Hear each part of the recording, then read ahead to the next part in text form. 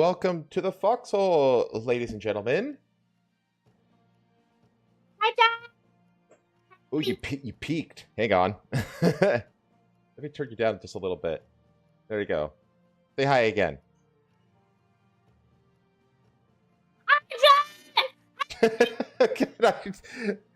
I should have known better. I should have known better. Oh, man. Well, welcome to the Foxhole, everybody. I am your wandering hillsman, as always, and with me is Rosa Codal / GD Mercurialis. I told Rosa that she could use whatever bottle she wants. I mean, I changed. I don't know if you noticed this, chat, but I changed all of the handles and stuff, like in the header to Genie or to Mercury Manor, basically. So she is free to use whatever model she wants. So Rose is on the cover though. Rose is on the profile picture. I'll continue to be Rosa. I think I need to have places where I'm still Rosa always, no matter what. Yeah, this is one of them. You know what? You know what? Like, I think that's where the Fox model that I have is going to live too. Besides, like the redeems for the model swap, which you can do, chat, if you've been claiming your daily cogs. Some of you should have enough to be able to do that at this point. Besides, have you seen all of Humden's shorts after he showed you the last one? No. I'm busy, dude. I don't watch anything. I don't even watch my own content. That would be weird though if I did. I don't know, like, I don't know, watching your own content. I'll watch my own shorts just to like get a click through, you know, that kind of a thing. And also just to like see what it looks like on YouTube, because I never trust it to like upload it like the same volume levels and stuff like that. Like, versus, you know, when I play it natively on my computer. So I always like tend to like play the shorts back on YouTube after they post, just to make sure that like, okay, everything's good. It didn't fuck anything up. But yeah, I'm actually supposed to today, literally today, by the end of the day, and it's a coin toss of whether or not this will happen. I'm supposed to get a draft of the new art for the show. Whether or not that actually ends up happening is very much a gambler's folly. So let's see here. Now, I don't have anything yet, but it's in the new artist's hands. We'll see. Hopefully this one actually comes through, and if not, then I'll just keep trying until I get an artist that can finish a job. It is bound to happen at some point. I am bound to eventually find an artist that can finish a job. I am not my own editor, though, Viking. I have hired an editor, a dedicated editor. In fact, it's my editor who makes all of the shorts for me. I have nowhere close to the amount of time that my editor has to produce those kinds of shorts. I mean, if you notice, I haven't posted any of the individual segments from this show this week yet, because I basically told my editor focus entirely on shorts because I need content to be able to post while I'm gone in April. So I said focus everything on shorts so we can just start building up like 20 shorts that I can just, you know, schedule and release while I'm gone, essentially. That which left all the video clipping to myself, and as you can see, that hasn't gotten done because I don't have the time. So, well, the thing is, Bear, it's not artists with completion rates. It's can you do animated background art? It's specific. It's a specific thing. It's not character art. So, and there's not as many artists that do the background stuff. So, yeah, it's a process, man. It's a process. It's a trial and error process to find a reliable artist. But we'll get it done. We'll get it done. Anyway, How have you been, Rosa? I would I've been assume. good. Yeah, I was gonna say like it has been a night and day difference between Yeah. 2 weeks ago and this last week. Yep. It's solid week. Very solid week. Honestly, I've had an absolute fucking blast this whole week. I got to fucking play Rizimon demo early. I finally found time to do it because Pathos streamed for a whole day. Yeah, it's like the plan like was immediately effective. Immediately. I was like, wow, I get 1 day off? No way!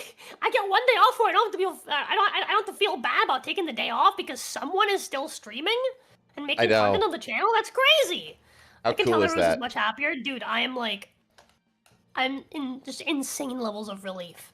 Oh yeah, I think I put this in your chat at one point. I said like your mood is so drastically improved, and it just it really comes out in the streams. You know what I mean?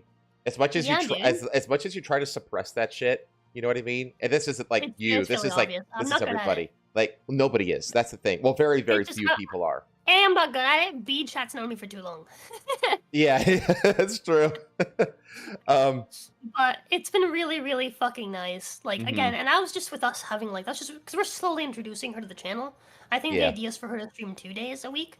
I think she did stream yesterday technically, but that was technically that was all her yesterday because before that we just released the Rizimon gameplay, the footage. I still need to edit that. I'm waiting till I have time again, like another day with where I have time, so I can go back and edit the rest of it. I've clipped through like an hour and 15 minutes of it out of like 4 hours and 20 minutes that it is. So I just need to go back and finish doing that. But I'll find the time. I really wanted to get done before the demo release, but honestly, the devs, I think they told me this, like the game's development is still like a year, like of development left, basically, before they even can think about putting the game out. Okay. So yeah, but there's some stuff I miss. I am excited to go back. I might actually do some of the editing on stream, because now that footage is public. I also might. I don't know. We'll see. We'll see what I end up doing because there's a lot of things I want to stream still, obviously. And I still need to find time for all sorts of stuff. I still need to work on D&D for Monday. So right. Yeah, but yeah, we'll have to see. Things are going pretty okay. Over on Pathos' end, she did get a call back from the job this morning. Apparently she needs to reapply because she applied for a position that wasn't the one that she's actually going in for. Yeah, which is strange that she got all the way to the interview, all the way through the interview before they were like, "Oh yeah, you need to apply for this other job." Like what? Well, the person that interviewed her wasn't like the boss. Oh, I know. And so they probably figured they can just change in the system the way I figured they can change the system, because you can, when you go to hire someone, you don't just hire them for the position that they asked for. Usually you decide when you put them in the system where the fuck they go. But hey, I don't know what the fuck how their system works. I guess they just can't. She has to reapply for the specific position for whatever reason. Beats me. But but yeah, so hopefully she'll have that job soon. That'll be part-time, so that means she won't be super overwhelmed and have to, That means she'll still have time to do her own things, obviously, which will be nice.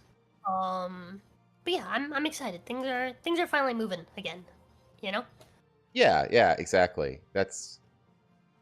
Yeah, I felt super bad that I was late an hour today, but I just felt like absolute shit this morning. I guess randomly happens with you, it seems. No, I've been having like my allergies been fucking with me the last few days. Like I was snotty as hell all day yesterday. Ugh. Okay. And just goo just flowing out of my schnoz. But all morning. You also started the your showing my wife my childhood games series.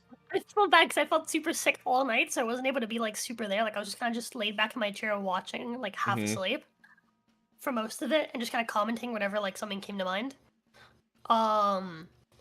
I'm excited to play it again this week, this following week, this coming week. I'm excited to do it again, and for me to actually be like fully there. But still, it was really nice. It was really nice to watch her. You can tell she's not super into the game. Like it's not something that she would normally play.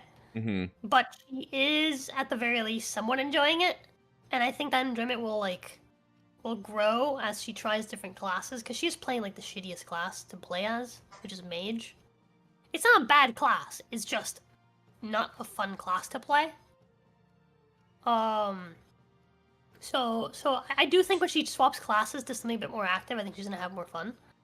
Okay, yeah, that makes sense. Like, I mean, honestly, like when it comes to those kinds of like sword and sorcery kind of RPG settings, if it's your first go at something, go with the tried and true like sword and shield kind of classes, just to get your bearings. Yeah. Well, right off the bat in the tutorial, she had sword and shield. I think bow is what she's gonna like, so she can sit back and because she's not great at being in the action. She gets tossed around too easily because she's not like she doesn't have like the reflexes for it. She just doesn't. And then like I don't know, maybe she get used to it eventually, right? Because like she plays like close combat in like Monster Hunter. Monster Hunters are also very different. It's also that's interesting because I'm like the opposite. Like in Monster Hunter, I very much prefer the ranged classes. And but like in Dragon's Dogma, I prefer the melee classes. Who'd have thunk it, Yeah. But yeah, I don't know. I mean, she has time, right? She's gonna eventually try out every single class as she tries to get the different what are they called? The augments. Oh yeah, right? yeah. The different passives. But I'm excited to see her kind of like grow. She's got for her team, like she's always gonna be okay if she just sits back because she obviously has her own pawn, which is Rosa. But then she also has my pawn from when I played the game as Rosa, and I made my pawn Ginny. It's like a level like 117, and then she also has my pawn from like my original playthrough of the game, like way back when the PS4 remaster first released. Lucith, who's she's an archmage. So it's really funny watching her play, and like she's like struggling with a combat, and suddenly meteors happen, and the combat's just over. Or sometimes she'll just go fight wolves, and Lucith will decide she just doesn't feel like it, so she'll just spawn meteors right away. Lucith is fun. She's really fun because I spent a lot of time like because you can like talk to your pawns, right? And that basically like really like fine tunes how they act. Yeah. Lucith is very much like the full of herself like mommy type character, right? So it's like the fight will be going horribly, and then she'll just suddenly be like, "And everything dies now. See, easy. That's everything's easy when you have me with you." And it's like you couldn't just do that earlier. You fucking cunt! Like she'll have fights where she just doesn't help the entire fight. She'll just sit back. And then she'll like do something at the end. Then she'll take all the she'll be like, "Oh yeah, all me." That's funny.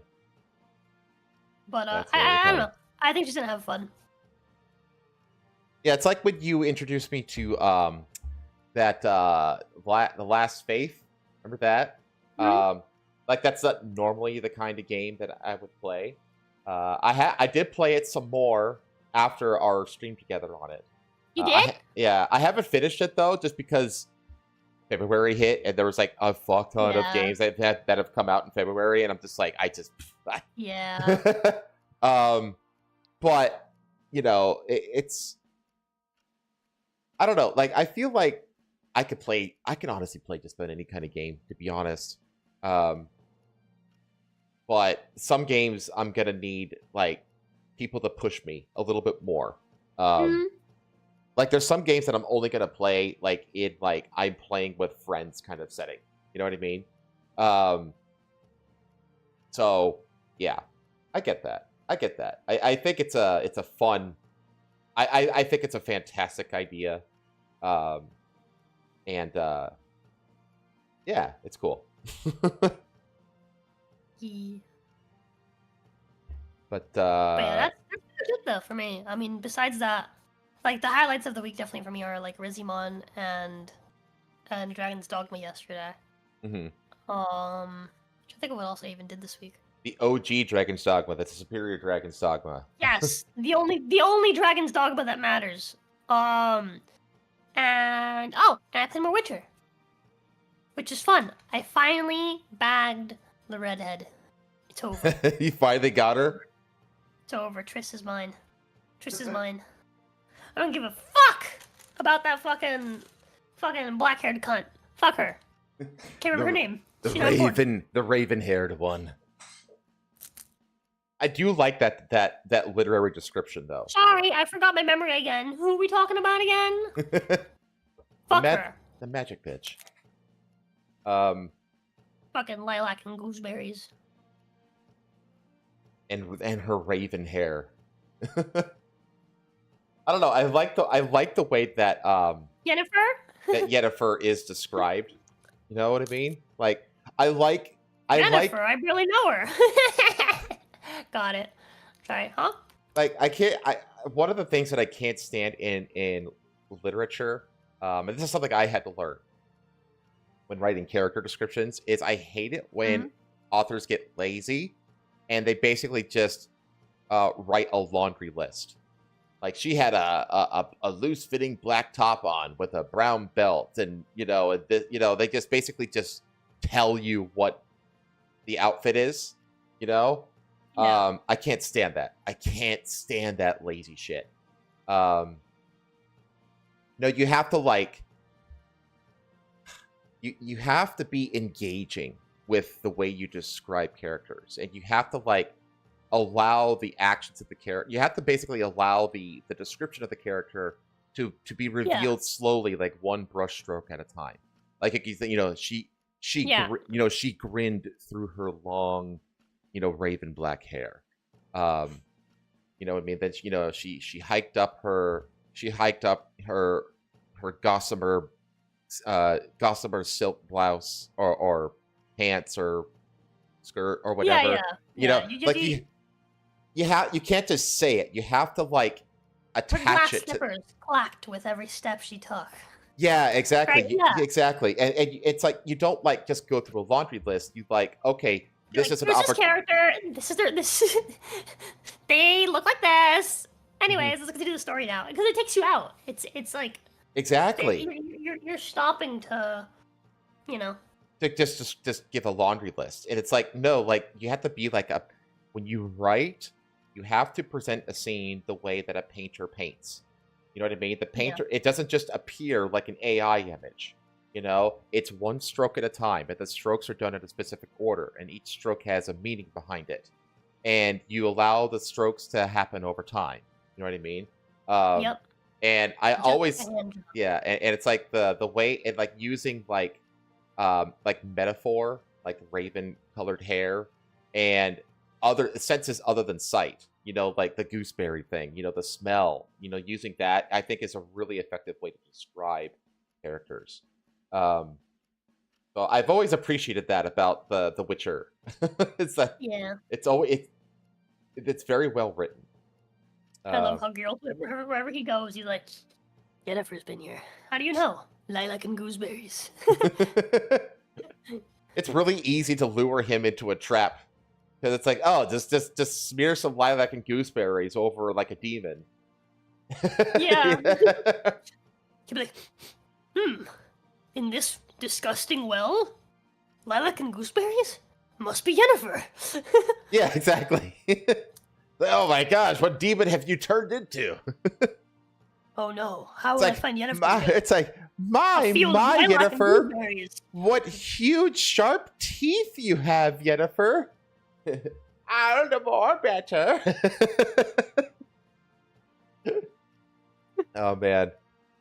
By the way, the reason that I keep losing tracking is because I am trying in the background to get Streamlabs to sync up to multiple YouTube channels, and I cannot for the life of me figure out how to do it.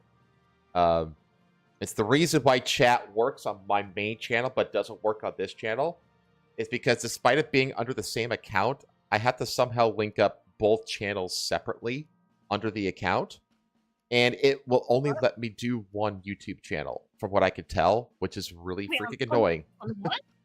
On Streamlabs. my chat. Oh The yeah. chat box is a Streamlabs asset. That's why I don't use Streamlabs for this. So, yeah, I don't know what I'm gonna do. I just use fucking Mix It Up for the chat. Yeah, I think that's what I need to start doing myself. I guess I need to find time to actually hammer it out. So, Red Wolf says, so like women's books, basically. It's like, well, yeah, actually. Like, yes, like good literature will engage the reader in all their senses. You don't just describe how something looks, but you describe, how it feels, if it's cold or warm, or it's hard or soft. You describe, smells. You just, you engage all of the senses. And you do it all by describing how it connects with the existing environment rather than just speaking directly to the reader. Exactly. Like each bit of description has to basically, it's not relevant if you just state it. It's not relevant. Like, okay, she's wearing a brown belt, so what? You know what I mean? Who are you talking to? But yeah, exactly. But the moment that she takes that belt off to do something with it, it's like, oh, suddenly that belt is relevant. Now you describe it. She whipped off her leather brown belt. It's like, oh, okay, now I know that she's wearing a brown. It's like, this is like, I swear to God, I'm gonna start like doing like literature streams. Like, one of the ideas I actually had was to go through fan fiction, like shitty fan fiction. Like, do a reading of the fan fiction, like a dramatic reading of it, and then go back and rewrite it good. Yeah, that's fun. Or rewrite it well, I should say. Well is an adverb, good is an adjective. Remember that, chat. Basically, info dumps make for shitty reading. Well, yeah, it's called exposition in movies. But, good exposition scenes in movies will, it won't just have two people talking to each other, but they're actually just talking to the audience. You know what I mean? They do this really well in like Back to the Future. In the first Back to the Future movie, there's a scene where they give the whole background of what happened with Marty's dad back in the 50s and how he met Marty's mom and the enchantment under the sea dance and all that kind of stuff.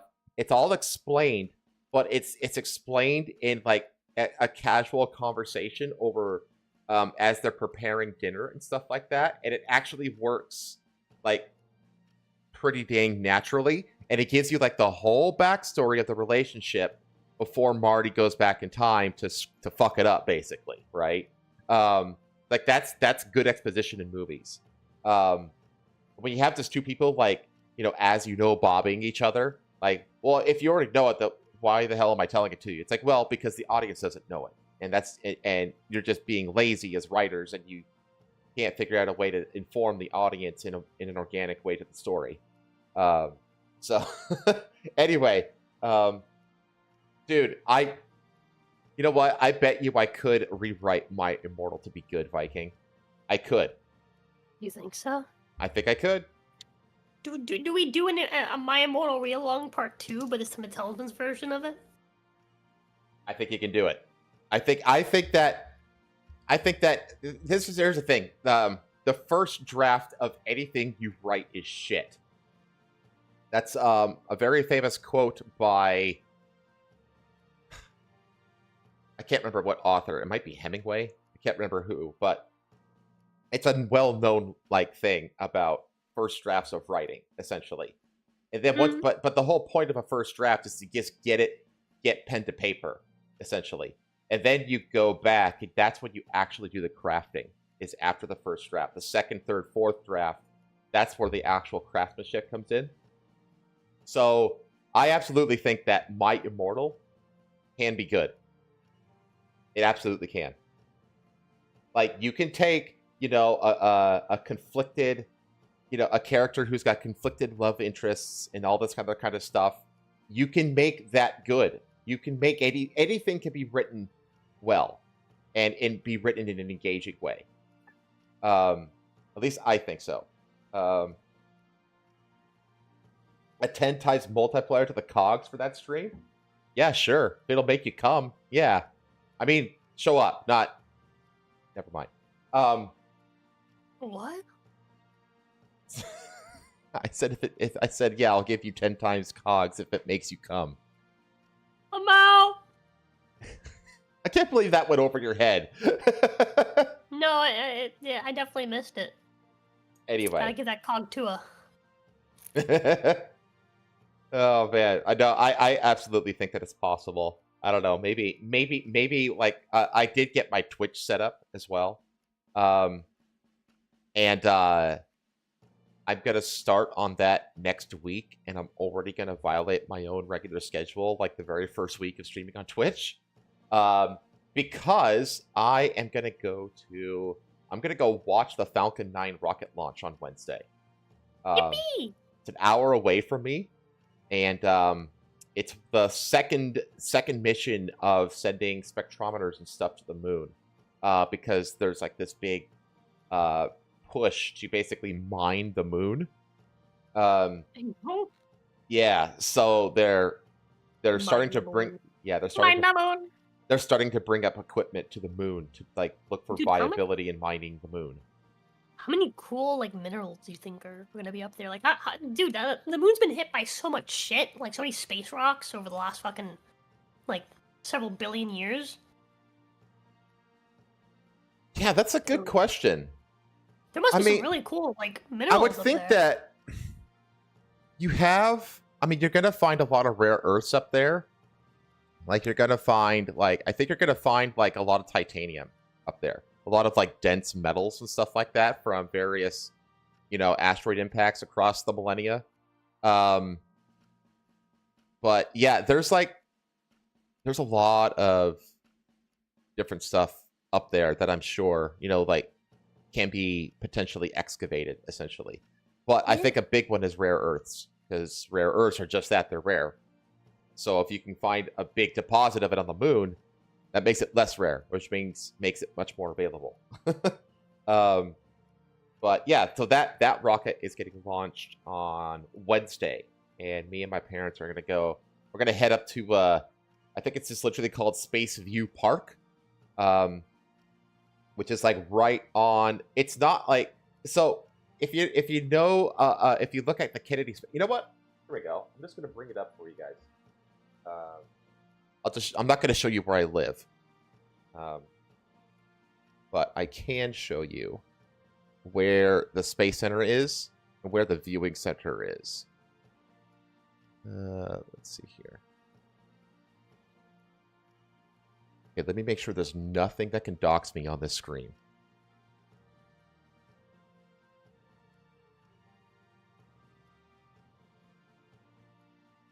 Okay, we're good. Okay. I'm just going to bring this over right now.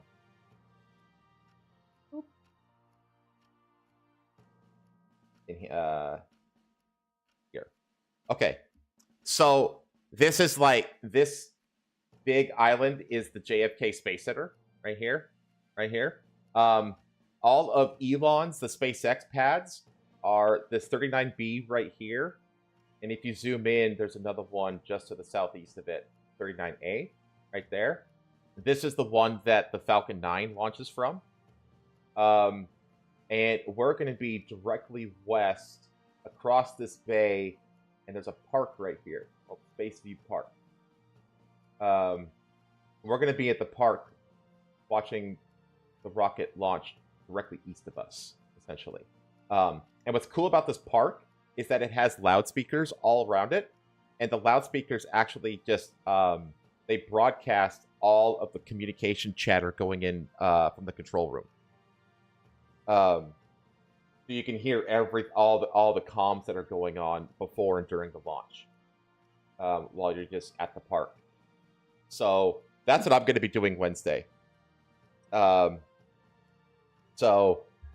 And then, but I don't want to lose the Yakuza streak, especially since the brand new Yakuza game just came out. So I'm going to do a special Thursday Yakuza stream to make up for it. And then I'm also going to do a Yakuza stream tomorrow.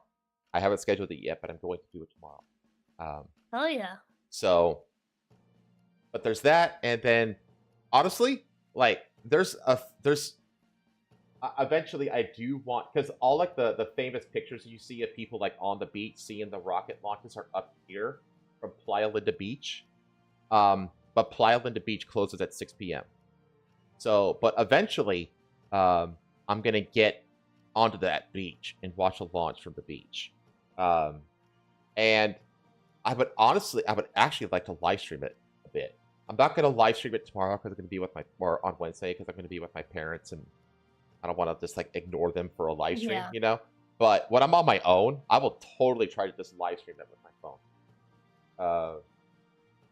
I think that'd be cool. But that's what I'm gonna be doing Wednesday. As for the rest of my week, last week I started playing Subnautica. That's the big news on my end. And I was. How'd that go? I had a few scares, but overall okay. Overall okay. I'm going through the part that I've done before. That's why. I have I played the game before, and I built a base, and I made some decent progress. But like I think I probably only got through like maybe about a third of the game. It was when it was you like. Didn't tell me when you're gonna start deep sea diving. That's what I'm gonna start like really like having like trouble. Because that's when that's like real thalassophobia. Because like right now I'm like still in like the coral reefs and even like the kelp forest and stuff like that. And you know there's all these rock spires and you know these lush verdant grassy sea bottoms and stuff like that, and pretty little tropical harmless fish and stuff like that.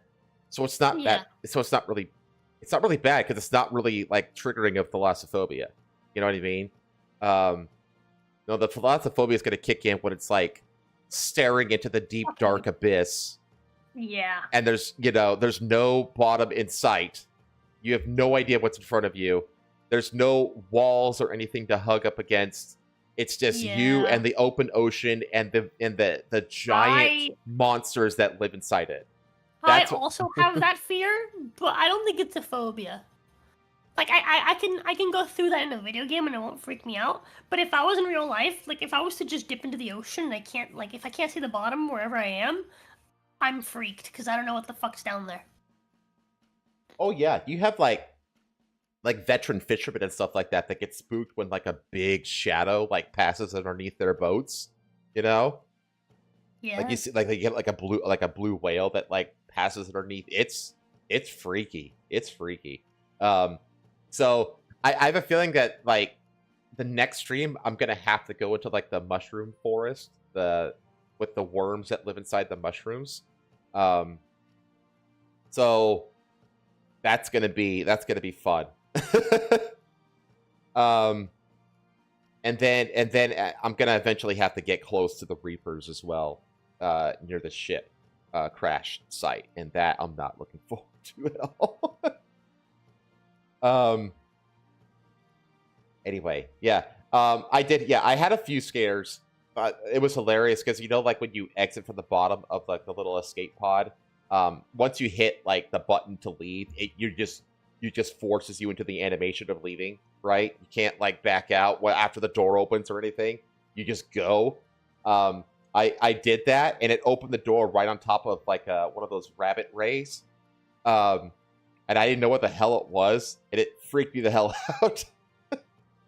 out. It just forced me to like dive right on top of a rabbit ray.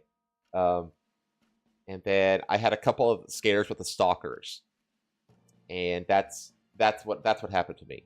I have a feeling it's gonna get progressively worse for me as the game goes on, though. I guarantee you that. Yeah, dude, the fucking deep sea bits, the fucking like the big reapers that are down there. God, I don't. I do. Luckily, though, my editor got himself an avatar, like a PNG avatar, and has agreed to be my standby emotional support verb if necessary. So I can always ask my editor to get on stream with me to kind of digitally hold my hand. That's great. So, but yeah, Either way, it's going to be entertaining for chat. But yeah, obviously there's some technical stuff I still got to figure out. I got to get the restream figured out. I got to get this damn chat figured out for this stream. I got to get Mix It Up chat figured out, basically. And then I gotta flesh out the redeems as well. So I still have the two that we did on stream. And I haven't been able, I've made very little progress with the Pokeball. I realized that I'm gonna have to make my own Pokeball animation, which I can do in PowerPoint. I know how to do it in PowerPoint. So I gotta do that. It's just I will get it figured out. I just need to figure out the damn time to do it. Yeah. Which is a pain in the ass. I wish I had a wife like Patho where I could just be like, hey, could you stream for me today while I actually do background work that I need to get done? But I can't. But I'm so lucky. Alas, I cannot. But it's all right. I love my wife. But anyway, with that, you want to get into the news? Yes, I'm ready. All right. Let me close a few things out here.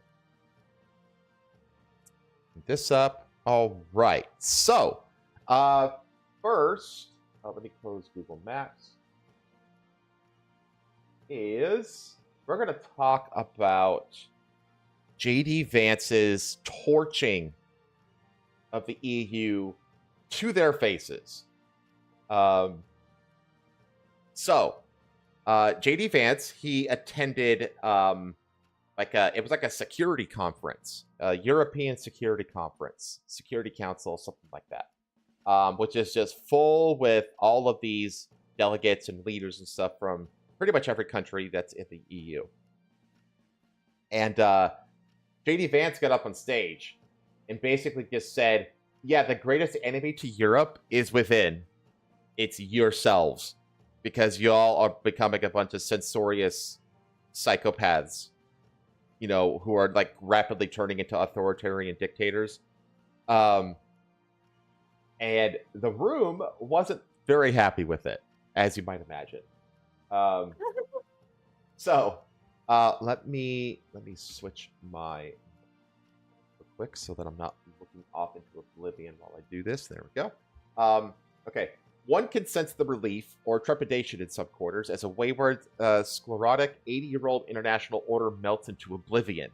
Who better to articulate and hasten that oblivion than the brilliant... Wait. Pause. I can't get over what I just read on the editor's pick on the side. What is that? Don't get distracted. Replacing mother with inseminated person? Well, remember before it was birthing person, remember? Remember the birthing person thing? This is how, by the way, J.K. Rowling became, like, persona non grata, enemy number one turf in Britain and Europe, is because she rejected the whole, like, dehumanization of women by... Dude, she's always been a lefty. She's always been, like, a feminist. She's always been pro-LGBT, all that stuff. But she, you cannot get mad at her for fucking fighting back when the fucking left starts fucking, like self-mutilating itself by fucking trying to attack people that are on their side. Like, you can't fucking expect feminists to approve of you when you start fucking dehumanizing women. Yeah, it's a whole thing. And now they've gone from birthing person to inseminated person. But you specifically told me to skip that story. Did I? Yeah, that was like the whole, like, leftist can't... I give the topics to Rosa before every stream so that... Hold on. Which topic did I remove? You remove the leftists can't help but embarrass themselves in response to the trans ban. Did I remove that one? Yes.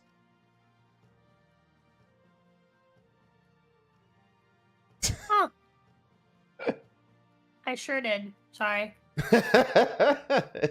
Well, go on. It's all right. We can cover it another time. So, in a series of clips posted to the social media platform X on Friday morning, Vance made clear to an audience of prominent Europeans at the Munich Security Conference in Germany that the United States under President Donald Trump disapproves of Europe's drift towards the totalitarian suppression of free speech, as well as its leaders' embrace of both mass migration and tyrannical climate policies in defiance of the will of their people, prompting one legal analyst to observe that the delegates do not appear happy. So we have a clip. We have a clip of it here. Right down here. Oh, dude, 3 minutes? I'm down. I'm ready. This is 3 minutes. I mean, it was longer than this, obviously. The speech was a total of about, I don't know, 12, 15 minutes long. But the 3 minutes, and he brings receipts and all this stuff, but this is like a really good 3-minute breakdown of the whole thing. So, go ahead and hit play on this. Maybe. Buffering. Uh-oh.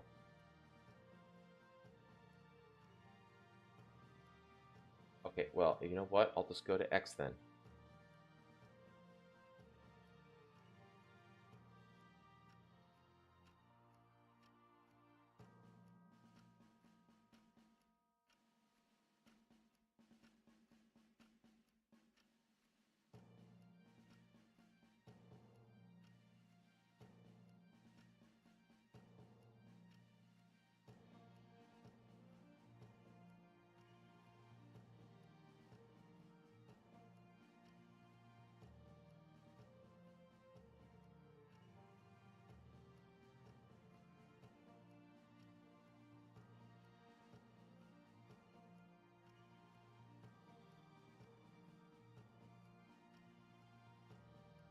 Uh-oh.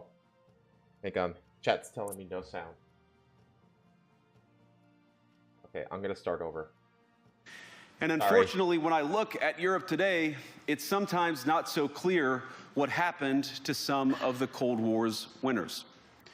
I look to Brussels, where EU commissars warn citizens that they intend to shut down social media during times of civil unrest the moment they spot what they've judged to be, quote, hateful content. Or to this very country, where police have carried out raids against citizens suspected of posting anti-feminist comments online as part of, quote, combating misogyny on the internet, a day of action. I look to Sweden, where 2 weeks ago the government convicted a Christian activist for participating in Koran burnings that resulted in his friend's murder.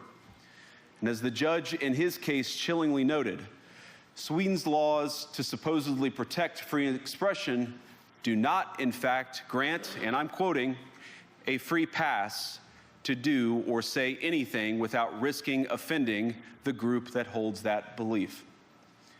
And perhaps most concerningly, I look to our very dear friends, the United Kingdom, where the backslide away from conscience rights has placed the basic liberties of religious Britons in particular in the crosshairs. A little over 2 years ago, the British government charged Adam Smith Connor, a 51-year-old physiotherapist and an Army veteran, with the heinous crime of standing 50 meters from an abortion clinic and silently praying for 3 minutes.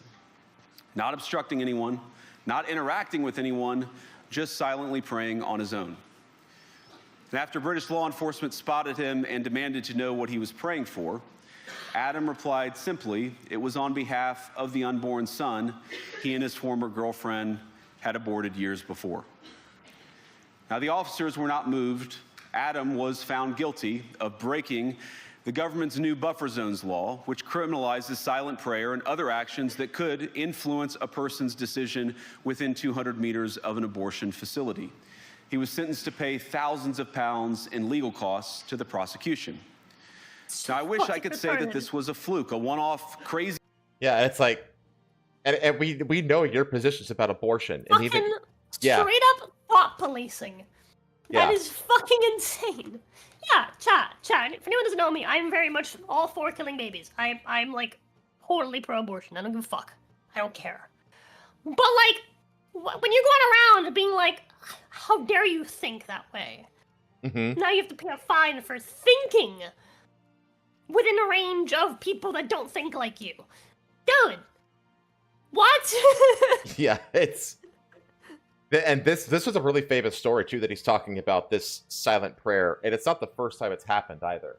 So wild, dude. Yeah, and wild. And it's like, how many times have you said on this show, like, we were on the cusp, because this happened in Britain. Yeah, dude. You know, I said it earlier today.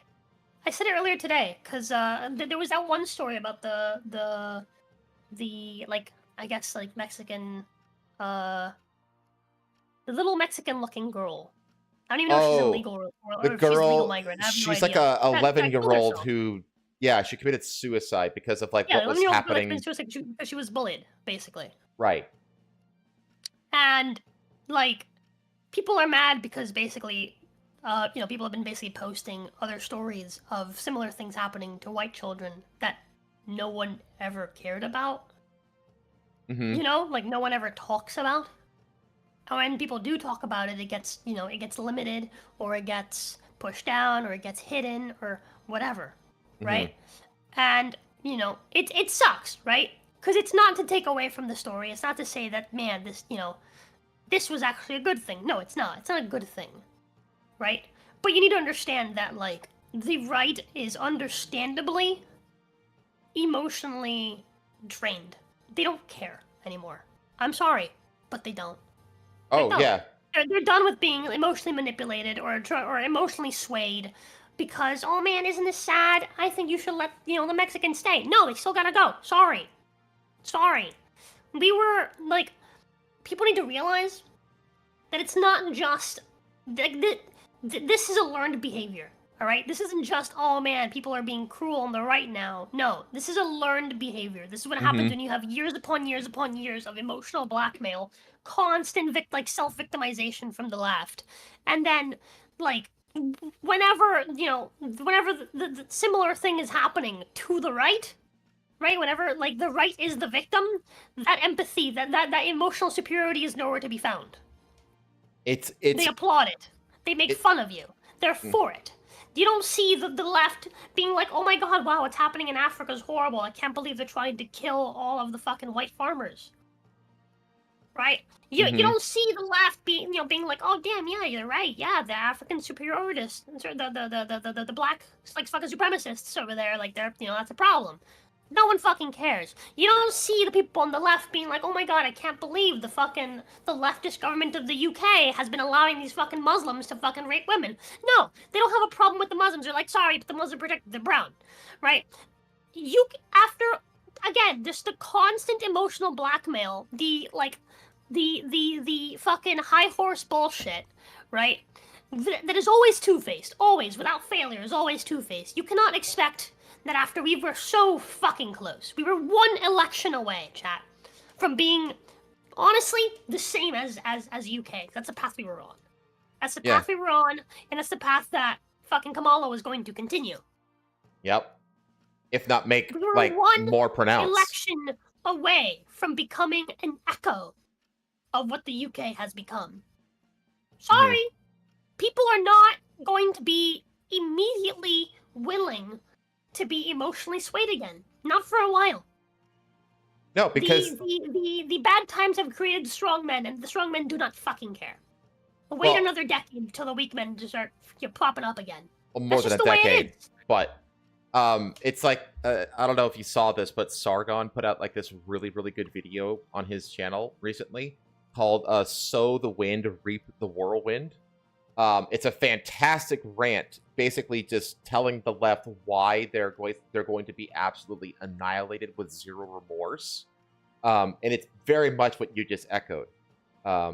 It's very much like emotionally swayed. Yeah, it's Sorry, I have no emotional fucking, like, empathy to give you anymore. You took all of it away, and you repeatedly took it away for no reason.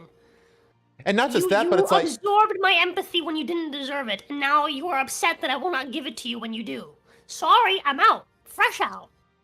Yeah, and it's like you have gone out of your way for decades to belittle and to basically, like, have zero remorse or empathy for anyone that disagrees with you, whether it be politically or morally or economically or anything like that. And you have trained your political opposition to think that that taking a seat at the table is a worthless endeavor. You have trained them to engage in ruthless vengeance politics, and they will gleefully destroy everything that you have built for the last at least 2 decades. Even if it hurts ourselves in the process, like, you know what I mean? Like, that's the thing. Like, you have trained the political opposition to be so driven by spite towards you that they will do whatever it takes to drive you from the face of the earth, and they will do it with a smile on their face, even if they're bleeding as they do it. And it's all destruction that they have brought upon themselves because they just refused. They have refused to come to the table. They have refused to even try to sympathize or empathize with the positions and the suffering of their political opposition. So it's like, well, you reap what you sow. You have created this political climate. You have made this political bed. Now you are going to be forced to sleep in it. And we're going to smother you with a pillow until you're gone. And, like, you know what I mean? I feel bad. I really do. Like, I feel bad for this girl. I feel bad for her parents. Right? I feel bad for anyone that has to go through this shit. I'm not going to sit here and tell you that, like, oh, yeah, no, fucking, what? Trump being president hasn't made any people more racist. It has. The same way it did the first time around. Mm-hmm. Like, both me and Pather can attest that we both experienced racism from white people for the first time ever when Trump first took office. I'm not going to sit here and tell you that there isn't some shitty shit, right? But I'm sorry, but I do not regret anything happening right now. None of it. Mm-mm. Not any of it. And it's just, sorry. And the crazy thing is that all the destruction is being wrought by ex-Democrats. From Trump, it's like you said in the last show, this wasn't Republicans versus Democrats, this was new Democrats versus old Democrats. Yep. And the old Democrats have a wrath that hasn't been, they just have a spirit of vengeance inside them. You know what I mean? Yep. And the MOG, that's it sucks. But after years of sparing me no empathy, I'm sorry, but I have none to give you. Exactly. I am not going to sit here and pretend to be morally superior like you are. I'm not going to sit here and pretend to be, emotionally superior and have greater empathy, because I don't. I am no different to you, and I've been pushed to the edge. And I've become like you. You've dragged me down. Have you heard the phrase? I think somebody in chat can probably correct me on this, but I think the phrase, it's an Italian phrase. I think it's called "mina fuera." Yeah, you told me about this. Yeah. Mina fuera. It means I don't care. We've had this conversation several times. Yeah. Okay. But that's where we've reached that point. I thought you were telling me a different one. You're like, damn, the Italians are on fire. That's two. That's 2 for 2. No, same one. Let me finish Vance's torching here. The example of a badly written law being enacted against a single person, but no. This last October, just a few months ago, the Scottish government began distributing letters to citizens whose houses lay within so-called safe access zones, warning them that even private prayer within their own homes may amount to breaking the law. Naturally, the government urged readers to report any fellow citizen suspected guilty of thought crime. In Britain and across Europe, free speech, I fear, is in retreat. So JD Vance just went into the lion's den and told the lions they can fuck off, essentially. He said the greatest threat to Europe isn't Russia, it's not China, it is the Europeans themselves. And of course, he got a lot of shit for this, but then in a beautiful planetary alignment of timing, 60 Minutes did an interview with a series of prosecutors in Germany about their prosecution of and enforcement of their censorship laws. And this was released 2 days after Vance gave this speech.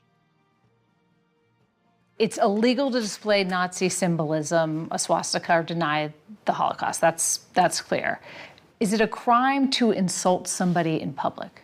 Yes. Yes, it is. And it's a crime to insult them online as well? Yes. The fine could be even higher if you insult someone in the internet. Why? Because in internet, it stays there. If we are talking here face to face, you insult me, I insult you, okay, finish.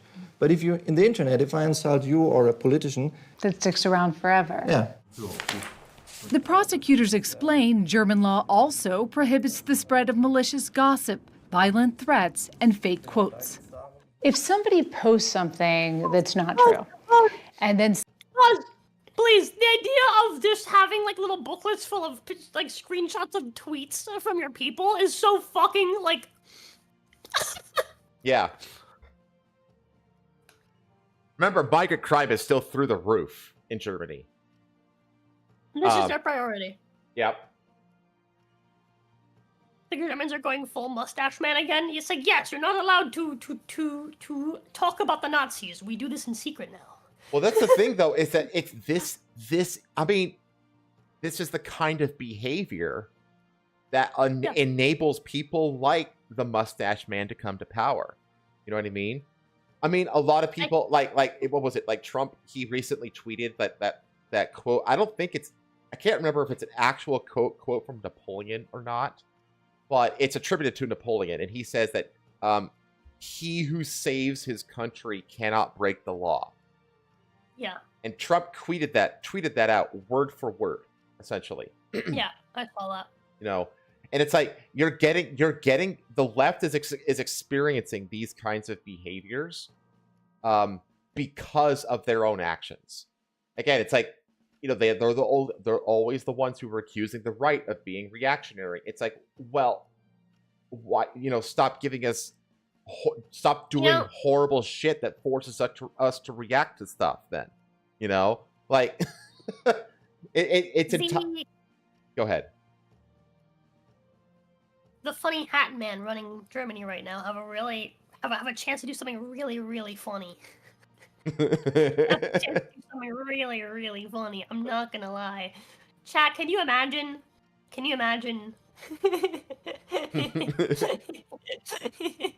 I have to go there? Do I have to say it? No, you don't have to say it. You don't have to say it. Or do you know what I'm thinking, chat? Do you know what I'm thinking? Wouldn't it be funny? Wouldn't it be funny if we had a 1944 moment? But well, you have to remember that the other way around. You have to remember that it was really the reason that the mustache man came to power was because of the Treaty of Versailles. That was the real reason. It's because Germany was basically so humiliated, or felt so depowered and humiliated by the Treaty of Versailles and the ending in the way that World War I ended, that it kind of enabled this hyper nationalistic movement to take root in the country, essentially. Yeah, all the people agreed with them.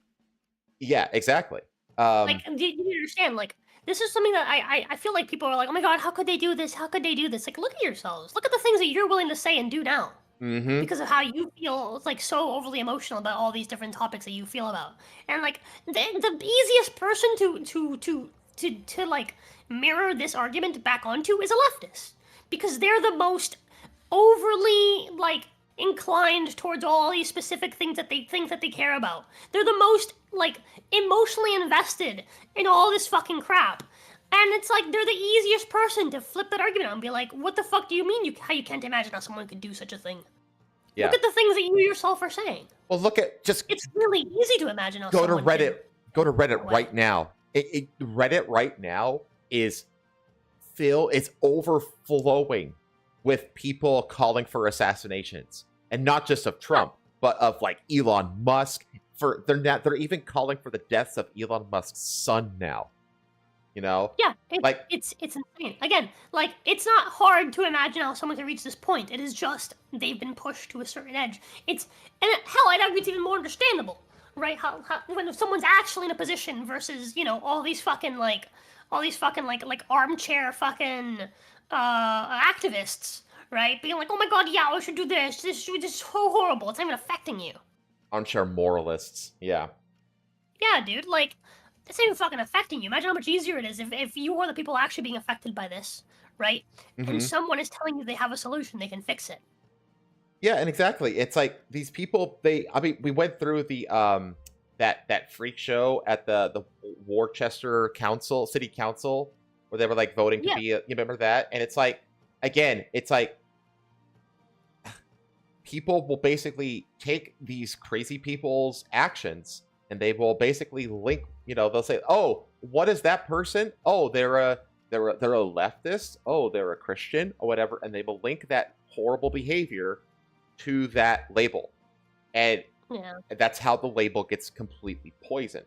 And we're at a point now where liberalism is considered an absolute poison. Like a single drop of liberalism can poison an entire institution, an entire project, an entire company, an entire, artistic endeavor, whatever, because it has now been associated with all this awful shit, Anyway, let me continue with this German psycho. Oh, go ahead. Before we get back, I do want to say, if the funny hat people pull a funny mustache people thing, I'm just saying. I think the number probably won't be as high, and I think it's just because the funny hat people are really good at accounting. Continue. If somebody posts something that's not true, and then somebody else reposts it or likes it, are they committing a crime? Yeah, in the case of reposting, it is a crime as well, because the reader can't distinguish whether you just invented this or just reposted it. Well, how does the reposter know? Like, what? That's fucking insane. The same for us. The punishment for breaking hate speech laws can include jail time for repeat offenders. But in most cases, a judge levies a stiff fine and sometimes keeps their devices. How do people react when you take their phones from them? They are shocked. It's a kind of punishment if you lose your smartphone. It's even worse than the fine you have to pay. Because your whole life is typically on your phone now. So that happened. And Germany basically they just couldn't help but prove JD Vance right. So we have here from the same source here how they basically they just gave JD Vance everything that he wanted on the platter. I'm not going to go over this because it's exactly what you think it is. It's, just Germany is like really taking a step down. And like when you think about like the AFD, do you know what's going on with the AFD over there in Germany? You know what the AFD is? AFD? Yeah. No. The AFD is like their right-wing party in Germany. And the AFD has been rapidly increasing in the polls. And so now all the leftist parties are trying their best to just ban the existence of the party. We just ban the existence of the AFD. Like it's just remove the opposition. Just yeah, exactly. It's just so blatantly authoritarian, So, and then of course they gave this big juicy slab of meat right back to JD Vance, and he of course is going to respond to that, saying that JD Vance ripped insane 60-minute segment promoting Orwellian speech police in Germany. So we got that. We have the 60-minute segment. And then there's a few tweets here saying how Frank Michael Lau says his unit has successfully prosecuted about 750 hate speech cases in Germany over the past 4 years. That's actually less than Britain. Britain has thousands. Free speech needs boundaries. How many Muslim fucking rapists have you prosecuted? Maybe like a dozen. Not enough. Yeah, they tried to wipe them from the internet. Exactly, Deputy Leader. Free speech needs boundaries. Without boundaries, a very small group of people can rely on endless freedom to say anything that they want while everyone else is scared and intimidated. What a pathetic sentiment. Like, oops. Okay, I'm just going to the tweet. But it's like, how fucking weak are you? When everyone else is scared and intimidated, I'm sorry, but if I tell you something mean online, you're not gonna lose your fucking phone and have to pay a fine, are you? You fucking moron. I am. Why the fuck are you scared and intimidated, you fucking imbecile? Yeah, to be, like, scared and intimidated, like, this is the problem, is that you have a population of pussies. CEO of Hate Aid? Yeah, Hate Aid. CEO of Hate Aid. Again, I fucking hate these organizations like this, ironically, because this organization has every incentive. Really eating and hate. They have every incentive to manufacture the thing that they are claiming to be trying to get rid of, because if they actually succeed and get rid of it, then they have no purpose anymore. And if they have no purpose, then they get no funding, and if they have no funding, they get shut down. So it's actually in the interest of all of these bullshit organizations like Hate Aid and such. Another one is like the big one in Britain is called Hope Not Hate. But it's their prerogative to manufacture hatred, essentially. Because otherwise, if there's no hatred, then they have no purpose. So he tweets down here, he says, insulting someone is not a crime, and criminalizing speech is going to put real strain on European-U.S. relationships. This is Orwellian, and everyone in Europe and the U.S. must reject this lunacy. Every day, JD Vance becomes more and more of a fucking star. Like, of all of the people that Trump has gotten into his cabinet, easily the two, like, most poised and I would say, like, statesmanly of that group are JD Vance and Tulsi Gabbard. Like, Elon isn't a good public speaker. He's really not. He stutters a lot. His mind is he's very scatterbrained when he's trying to talk and stuff like that. Yeah, he's autistic. Yeah, exactly. He's very autistic. Or as his dad put it, he's retarded. Well, it's funny too, like, you know what's funny is that Elon actually kind of reminds me of Sean Murray, the CEO of Hello Games, that made like No Man's Sky. Because he's the one that, like, you know, he's an engineer, he's a game dev, that's what he does. But he was tasked with also having to be like the marketer and the PR spokesperson and the person who does all the speeches and stuff like that. And you could tell that he just wasn't him, you know. And Elon is very similar, I feel like. But then you have people with like legit like speech impediments due to illness, like RFK Jr. and stuff like that, you know. Who the left, by the way, has no amount of empathy for. They will make fun of him as much as they want. Oh yeah, but by the way, I mean, cabinet pick update. Trump's entire team got confirmed. Empathetic left. Hell yeah.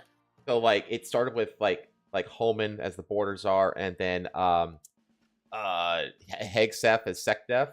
But we now have RFK Jr. confirmed as HHS secretary. We have Tulsi Gabbard confirmed as the head of the FBI and CIA.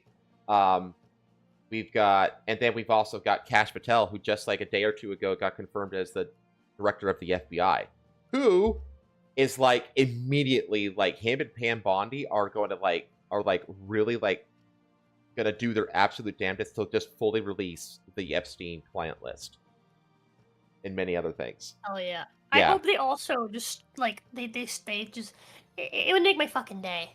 Mm-hmm. It would absolutely make my fucking day if they're like, by the way, in case you guys were wondering who the what's their fucking name? That one like Proud Boys organization? What the fuck's it called? Proud Boys fucking organization.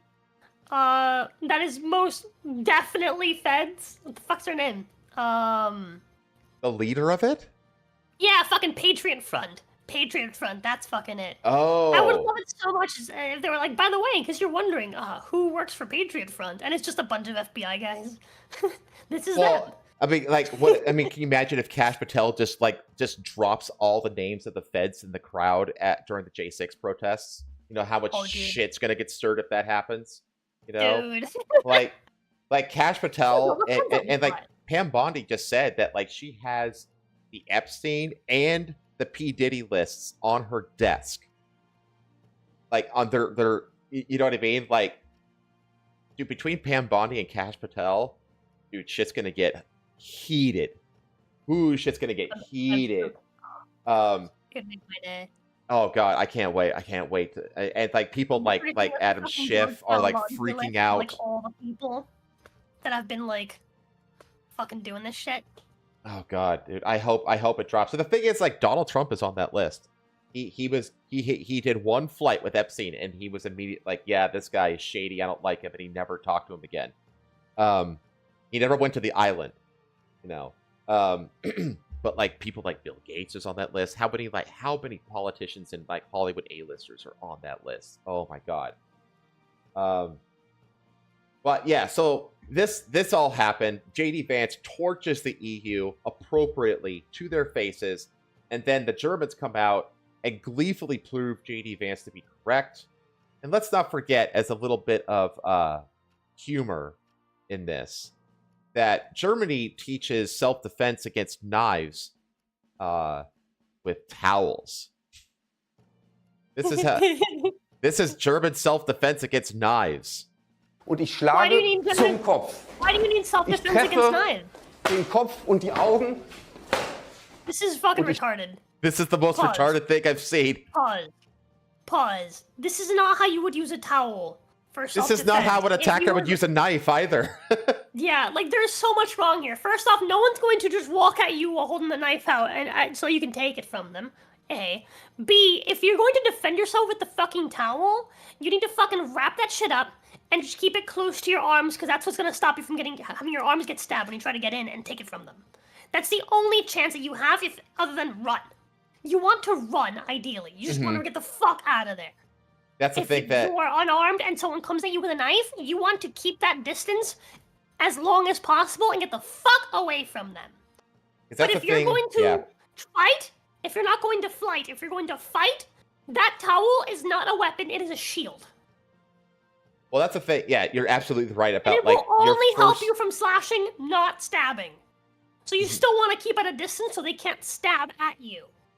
But yeah, but you're right. The goal, it's like, I mean, you think like nunchucks, like Shad's like prejudice against nunchucks, you know?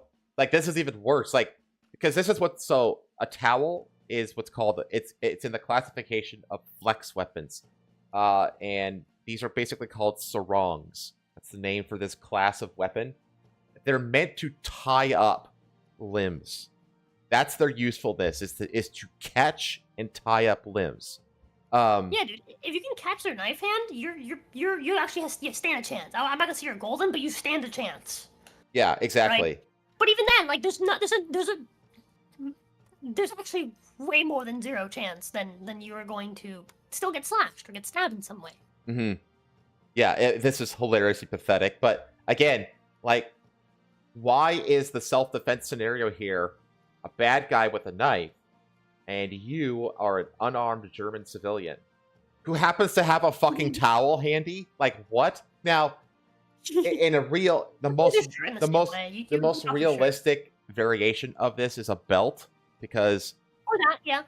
That's generally a good shield though, because you can't create padding with a belt. No, like, you can't. If you can catch a knife, that'd be great. But it's a very small surface area. Ideally, you would take off your shirt. Yeah. Take off your shirt. Your shirt's not going to prevent you from getting fucking slashed or stabbed. You might as well use it, like, take it off, wrap it up, and you at least have some form of, like, basic defense from slashing. So you can hopefully either catch the knife or just deflect a blow while you try to run. Yeah, it's... either way, this is retarded, but this is German self-defense. You know, and it's just like, God, dude, like, what an absolute joke. Like, I swear to God, when I release, I am definitely going to release this segment as its own video, and it's just going to be called Germany Isn't a Serious Country. Because it's not. Like, this is a fallen country. And again, when countries fall, that's how you get mustache man kind of people that come to power. Yep. No? I'm telling you, dude, they... So...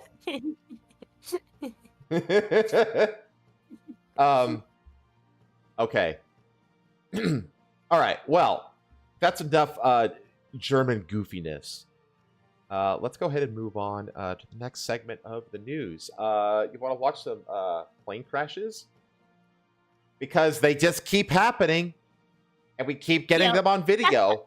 That's why I kept them. I was like, gotta keep both of those, dude. That's like a staple of the channel. It's like every other week we have a plane crash. I cannot believe how often this happens. We should change the name from Welcome to the Foxhole to the Plane Crash channel.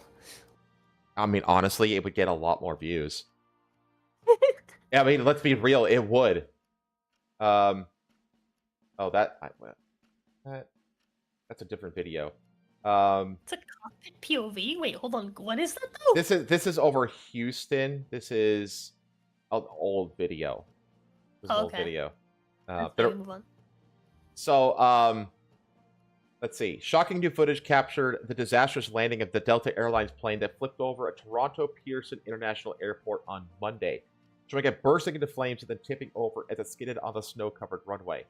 The horrifying footage shows flames erupting out of Delta Flight 4819 as the plane skids on the ground amid harsh conditions, including blustery 40-mile-per-hour winds that sent snow swirling through the air.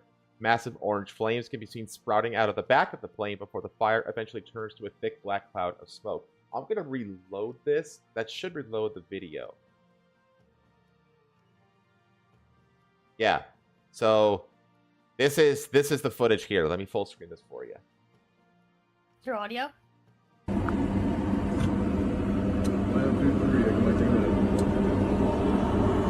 Oh! He immediately slid. Oh! And then it rolls over. Everyone's watching and they're like, yeah, this is fine. Oh! Oh no! Oh no, no, no, no! Oh my god. Oh my god. So that happened in Toronto. God dang, go away, pop-ups. As the jet goes up in flames, the person behind the camera can be heard crying, "Oh fuck, oh fuck, oh no, no, no, no, no." Another person can be heard severely making a call to the air control, asking tower, "You're seeing the plane just crashing." The plane tips onto its side as it skids at the ground, knocking off a wing before flipping belly up. We can see it. Now, this is the incredible part of this, is that no one was killed in the crash. No one was killed. Holy fuck. And not just no one killed, nobody was even critically injured in this. Which is absolutely wild that nobody died, let alone get critically injured. The close-up footage also shows a large cloud of black smoke washing over the fuselage before the plane eventually disappears behind the smoke. Other footage shows the plane landing from afar and immediately sprouting a fireball before flipping over. Despite the flames, all 80 passengers and crew aboard were safely evacuated, including a baby, by the way. There was a baby that got banged up, but the baby didn't even have to go to hospital. Although 18 were hospitalized. Oh, okay, so some were hospitalized. I take that immediately back. Sorry. None were badly injured, officials said during a Monday night update. So they were hospitalized, but they weren't put into the ICU, I guess. Emergency crews quickly responded to the wreckage, which was partially on fire as it landed, shaving off part of a wing and the tail. So this is the map of the airport. So I mean, it's pretty straightforward. It just went straight down the runway. Yeah. And then we have firefighters putting out the flames. There we go. There's your EMS fire unit there. The mangled Bombardier CRJ 900LR, which left Minneapolis for Toronto. Wow, it wasn't a Boeing. Look at that. Was left smoldering on the snowy tarmac as dazed passengers scrambled off and firefighters snuffed the blaze. Crash followed a weekend winter storm in the area that dumped nearly 9 inches of snow on the airport, forcing crews to work overnight Sunday to clear key runways. It's the first major incident involving a commercial passenger jet since the January 29th crash of the Army Black Hawk helicopter and American Airlines Flight 5342 at Ronald Reagan National Airport, in which 67 passengers and crew were killed. And we covered that extensively on the channel. So, yeah, but that's the craziest thing about this, honestly, is that no one died, not even critical. It's like, holy crap, that's insane. And then a different plane crash happened in Arizona, where 2 planes collide in midair. killing 2 people. This isn't video of the crash. This is just video of just people just kind of standing around the crash site, so it's not like anything really worth watching. So at least 2 people are dead after a pair of planes shockingly collided in midair at Arizona's Marana Airport on Wednesday morning. Images showed one of the planes was left as a pile of rubble and ashes after it crash landed next to the runway, while the other aircraft landed safely, according to the Associated Press. One of the aircraft... Yeah. One of the aircraft involved appeared intact on the runway as cops raced to the scene, while a thick plume of black smoke could be seen over the airport and surrounding area shortly after planes collided at 8:29 a.m. local time. So, let's see. It was a Cessna 172S and a Lance Air 360 Mk2. They collided upwind of runway 12. The FAA said that the Marana Regional Airport, which is located outside Tucson, is an uncontrolled airfield, meaning it does not have an operating air traffic control tower. 2 people were on board each of the planes at a time. So one of the planes crashed and exploded, and both people in that one died, and the 2 people in the other plane were okay, mostly. Right. That's basically what happened. Now, it's just true, like, when you have, like, a lot of these small regional airports and stuff like that, like, these aren't commercial flights. These are private aircraft, and that's what this airport serves. This airport doesn't serve commercial airlines. It serves small private craft and you could say like EMS services, like helicopters and stuff like that. And they'll also service like crop duster planes, like private crop dusters and stuff like that. That's the kind of stuff that these kinds of small regional airports will service. The collision comes as days after a Delta plane craft landed in Toronto and flipped upside down. And it's just, again, like we went over the one in... There was 4 in a row, remember? There was 4 in a row. There was the big one at Reagan, but then there was also that fighter jet that fell out of the sky in Alaska. And then there was that plane. There was that medevac plane that basically turned into a fucking missile that landed in Philadelphia. Yep. Remember that? Yep. And then before that, we had like the huge crash in South Korea. By the way, I looked into that South Korea one. Remember how like everybody's like, why is there a concrete wall at the end of the runway? Yeah. I have an answer for that. So what happened was, you know what? Maybe I can draw this. Actually, you know what? I'll just explain it. So what happened was that the plane was on approach to land, and in front of the runway is it's like a laser lineup array. So you know how like in a cockpit when they have like the altitude, like the level thing that tells the pilots like where the horizon is and where the wings are, like if the plane is level or not against the horizon, you know? And then superimposed over that is the runway, right? Well, there's this LiDAR array in front of the runway that basically enables the plane and the runway information to sync up so that function on the plane actually works, essentially. Okay. So what happens is when the plane comes down, it basically just flies over that array and then lands on the runway. Okay. What happened is that on approach to the runway, there was a bird strike that that went into one of the engines, and that forced the pilot to have to pull up, and the pilot basically yawed to the left. I don't know if yaw means to turn without pitching the wings, essentially. And then they requested an emergency landing going the other direction down the runway. So they were supposed to land south to north. They were requesting emergency landing to land north to south as a result of the bird strike on original approach. So they turned around on the other side of the runway and then they land in the opposite direction. The landing gear fails, and then the plane reaches the end of the runway and slams into that LiDAR array that they were That's what they ran into. It wasn't just a random wall. It was a radar array. So that's what happened with the South Korea plane crash.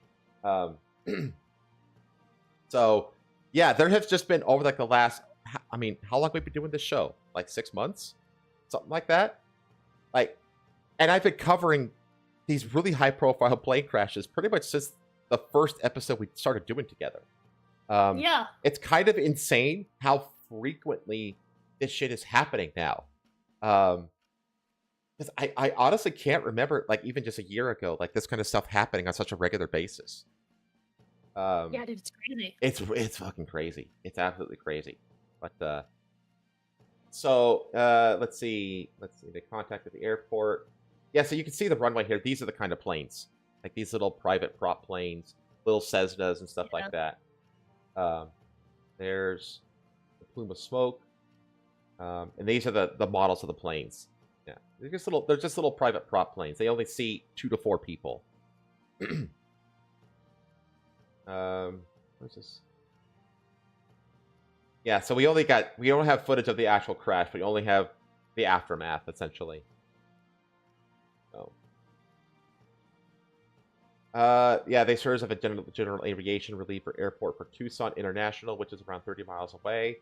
The airport was closed immediately following the crash. The airport is home to more than 260 based aircraft and sees upwards of 90,000 takeoffs and landings every year. That's not a lot. How did this fucking happen? So, who was in that plane? He got me. And then they just go into the Delta flight that crashed. And then they're talking, yeah, they're going back. They're talking about Philly, the Philly crash. They're just going back like I just did, basically. Yeah. So, yeah, it's like, well, I mean, the streak continues. You know, it seems that almost every damn week there's some shit like this. So, okay, let's move on from plane crashes. Let's get into some weird news. Weird. So this one, I admit, this story was inspired entirely by Asta. I just replaced young indigenous man with Asta, and it makes the story 10 times more fun. So I think this is a crazy story. This is one of those like what the fuck? It like reminds this real. It reminds me again of like, you know, I'm like surprised this doesn't happen more often. Yeah, it's another reminder of like the North Senegal island, where there's like that tribe that just kills any outsider that lands on the island. Yeah. It reminds me there's of tribes like this all over the world. There's also like the cargo cults across like Africa and stuff like that. Yeah. So, and some this of the is things that they were talking about on like when I was watching through like Agent Apocalypse, the guy kept mentioning how like is it really so strange to believe that we had like major civilizations at the same time that we had hunter-gatherers. I mean, we have that today. We have that today. It exists today. I mean, and in fact, today can be considered the greatest discrepancy between hunter-gatherers coexisting alongside civilization, you know, modern civilization. It's more pronounced today than at any point in history.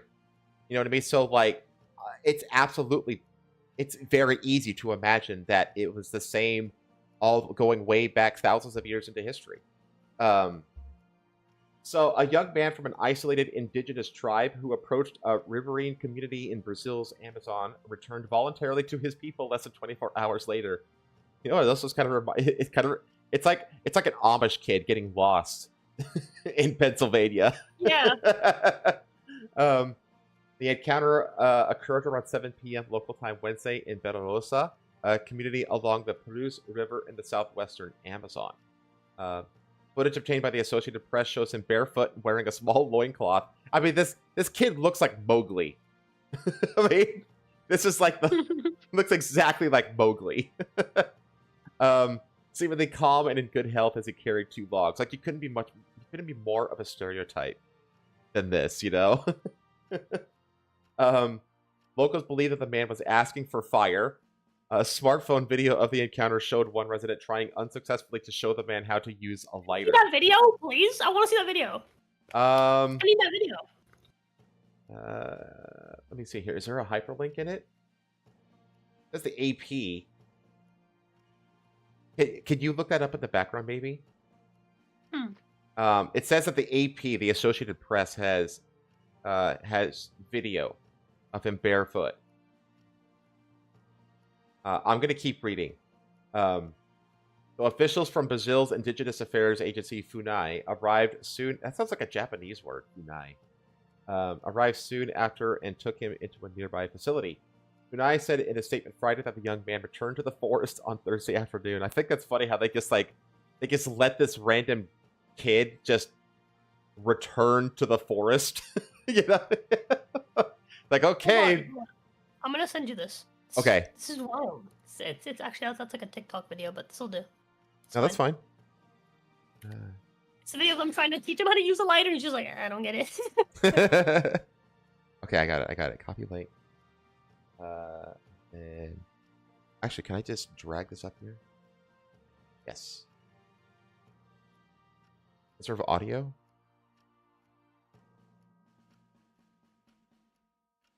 Oh, here it is. Audio.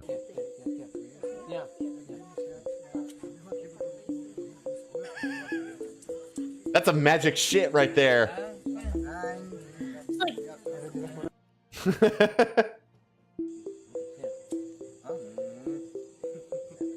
He put his finger to it, like, huh?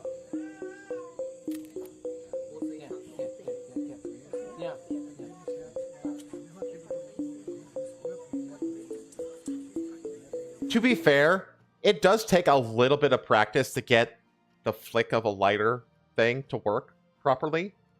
Like, it is a kind of a specific kind of flick that you have to give the thing. You know what I mean? To be fair, you know. But I guess it's just wild to me how that's like, okay, this guy just makes contact and then he just wanders back into the dense jungle on his own, alone. It's, it added that they presumably lit on fire log, by the way.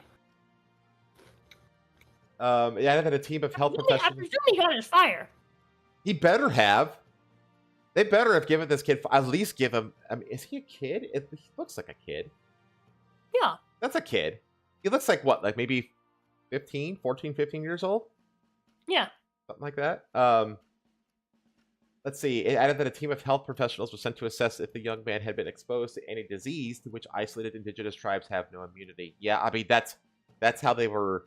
Pretty much all indigenous peoples were primarily wiped out was through disease transmission. They didn't just let him back into the forest. They had some people arrive, take him to a nearby facility, check him, and then they... You know what? And then they took him back. Okay, that's good. That's good, actually, that they did that. They also said surveillance has been established to prevent people from reaching the isolated tribe's location. As a policy, Brazil does not actively seek contact with these groups, but instead establishes protected and monitored areas, such as Memoria Grande. You like big tit? Isn't that what that translates to? I don't think so. It's not? Okay. I thought memory meant... Oh, it's memori. Okay. Not memari. Okay. Near where the encounter occurred. It's just interesting. Like, how these, places like Brazil, they have like there's like a whole legal structure. Yeah, memoria means memory. Okay. No, that's wrong. That's memoria. What is memoria? I don't know. But it's just interesting how like these countries like Brazil, and I'm sure like other South American countries have like there's like a whole system. There's like a whole legal system set up to basically keep these tribes isolated, so that they don't become endangered through through disease contact and stuff like that. Which is it's interesting to think about. Memoria, it's memoria. Memoria. Because the A is accented. Right, you're right. But I don't know. I just thought it was fascinating how like there are countries that actually have to have these robust systems in place. To basically, I'd be curious what he, if he knows about these laws. It'd be I bet it'd be interesting if he knows anything about them. But yeah, so he came in. He straight up does. That's crazy. They should have just given him like some steel wool and a 9-volt battery. That's like, why? Do you not know? Work, but... I know, but but why? It's like here, use this for your fire. Oh yeah, disease contact is not just the Aztecs. There's a lot of like Native Americans on the North American contact were wiped out or severely decimated by disease. I mean, that's what the whole smallpox blankets stuff is. You know, like the disease just absolutely devastated these indigenous tribes and stuff across the Western Hemisphere, pretty much. Give him the air horn. Give him an air horn. Meow, meow, meow, meow. You just hear it off in the distance and the woods. Just like way out in the woods. You're just like sleeping and you just hear like this air horn like 10 miles away from the middle of the forest. It's like you're using it as a wake up alarm. Yeah, it's like, oh, I'm glad Hugo must be Every okay. morning, the village tribe leader stands outside and he pulls out his air horn. And he 2 honks means they are okay. Okay. So let's move all the way to the other side of the planet, where China is engaging in bullshit, like always. A COVID-like bat virus has been discovered by researchers at the same Chinese lab accused of not accused, we know that that's the case now, of leaking the deadly 2020 COVID-19 outbreak. They're doing it again, chat. It's happening all over again.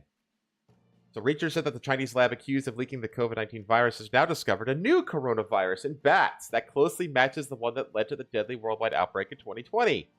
The virus, unearthed at the Wuhan Institute of Virology, carries a risk of animal-to-human transmission, though the infection has not yet been identified in a living person. Yeah, that's how it started before, too. The bat virus, referred to as HKU5-CoV2, uses the same human receptor as SARS-CoV-2, a strain of the coronavirus that causes COVID-19. They're given these little necklaces.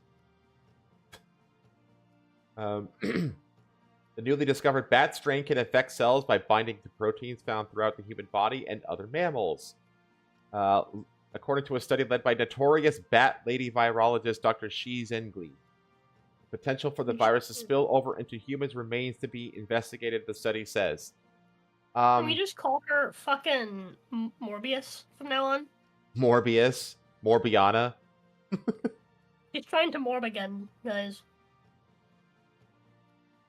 Researchers said that the bat virus belongs to the same coronavirus lineage that causes the Middle East Respiratory Syndrome, or MERS, a severe and often lethal respiratory illness that can spread from camels to people through direct physical contact. Most cases are often found in countries in or near the Arabian Peninsula, including Saudi Arabia, Kuwait, Qatar, and more. Include Yemen in that. The first known case of COVID-19 in humans came in Wuhan, November 2019. More than 1.2 million Americans died of the pandemic. Yeah. So, yeah, I mean, they're at it again, chat. There's not really much to say here, except that they're gonna do it again. But I have a feeling that, I don't know, like, maybe I want to speculate a little bit too. Like, how much do you think people? Number one, do you think they would repeat the same kind of like lockdown policies and masking policies? And how much do you think people would comply to it if it was done all over again? Just a thought experiment. So. Especially with the current administration. I genuinely don't think so. So I very much think most people are going to be like, fuck this. No, I might make an effort just to go outside more often. Well, here's the thing. Because, dude, I had it in fucking June of 2020. I got COVID.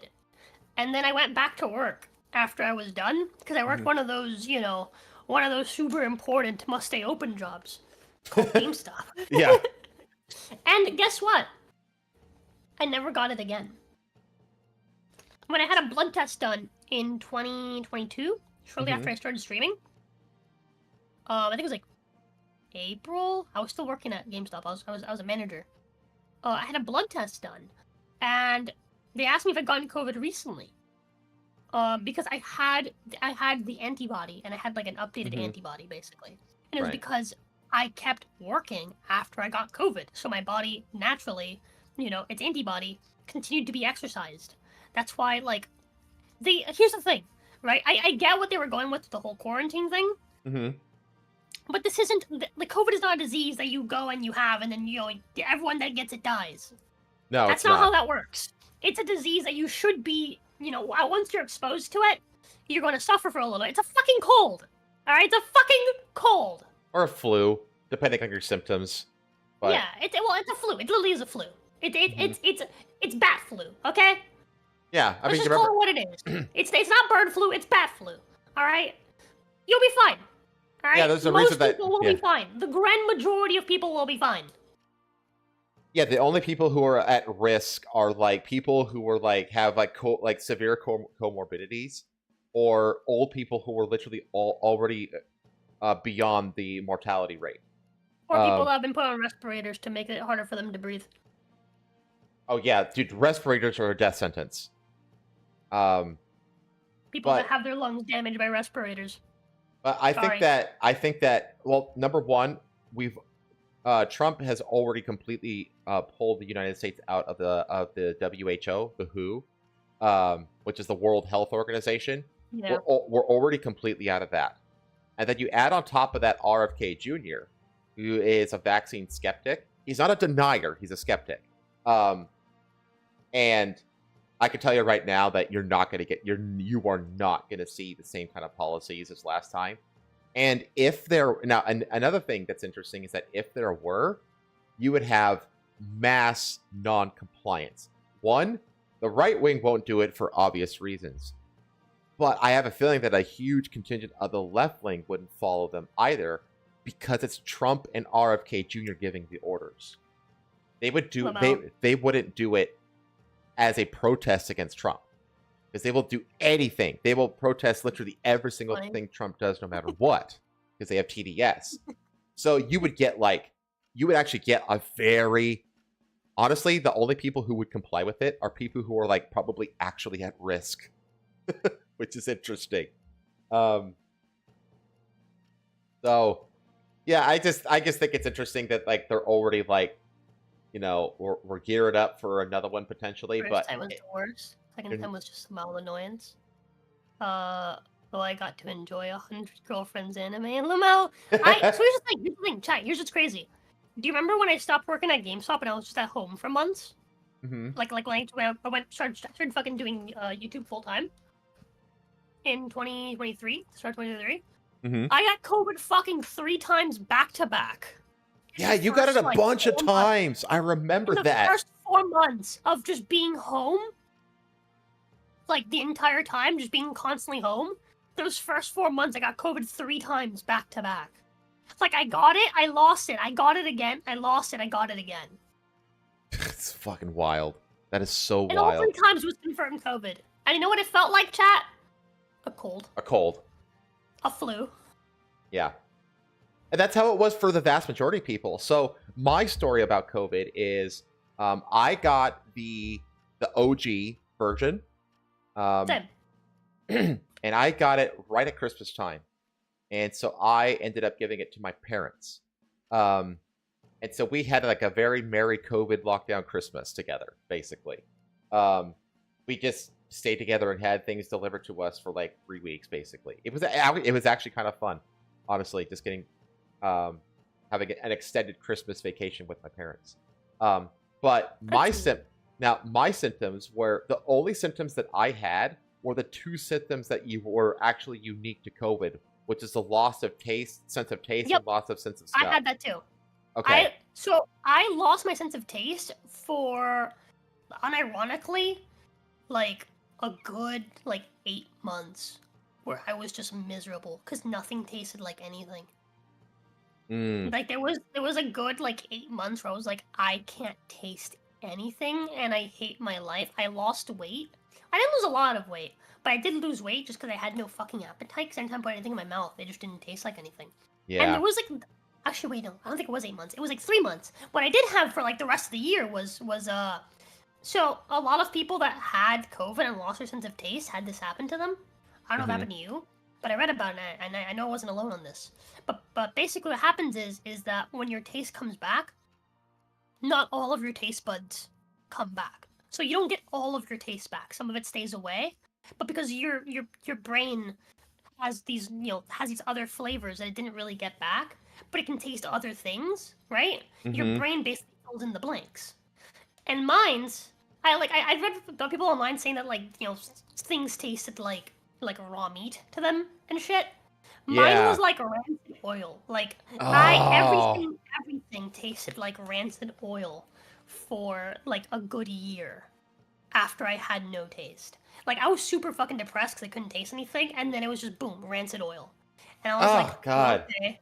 And it started slow. I was like, oh, I guess, they started making the McDonald's fries with a new oil. I don't like it. This tastes weird. Right? And then I had a chocolate shake and I wanted to vomit. And the smell of chocolate, of milk chocolate especially, made me want to vomit. Wow. It was also a great way of telling how much processing was in different breads. Like how much how many preservatives they use in their bread. Because Cuban bread, which is just, it's water roll. It's literally just it's the most basic bread you can fucking make. And basically, it's yeast and flour and water, and that's it, basically. Yeah, literally, yeah. It's just water, yeah. Right? Cuban bread, it goes bad pretty quick, because it's just water. So it's one of the most, natural, normal-ass breads you can get, right? If I had a loaf of white bread, or just any sort of those bread loaves that you'd find packaged at the store that they come pre-sliced. Right? Yeah. Any one of those tasted fucking gross. Oh man. Disgusting. Burger patties, disgusting. Hot dog buns, disgusting. Any of those pre-packaged, sits on the shelf for a week before the and it doesn't expire. The Wonder for, Bread shit. Any of those things, all of them tasted fucking vile to me. So I was on my healthy eating arc for a while, because literally anything that had any sort of processed anything in it tasted like rancid oil to me. God, see, I didn't have it like that. I was like that for a year. It's why I don't have chocolate. Even now, I don't like chocolate as much as I used to. I don't eat chocolate anymore. I used to love chocolate growing up, and then this happened. And chocolate's one of those things that doesn't make me feel as sick as other sugary stuff. But I just can't. I can't. I go to McDonald's. I used to always get a chocolate shake. Now I get strawberry every time, because there was an entire year where I couldn't have chocolate shakes, and I kind of just got over chocolate entirely. I learned to live without chocolate and accepted I would never have chocolate again. And then eventually, my taste came back, and I can actually taste chocolate again. But I just don't like it as much as I used to. I think that's connected to the microbiome in your stomach. So they always say if you want to break an eating addiction of any kind, like you're addicted to ice cream or pizza or something like that, if you could stay off it for 30 days, the craving goes away. And the reason for that is that you have a biome of all these different bacteria and stuff in your stomach and in your intestines and stuff like that. And all of these different cultures of bacteria, they like to eat different foods.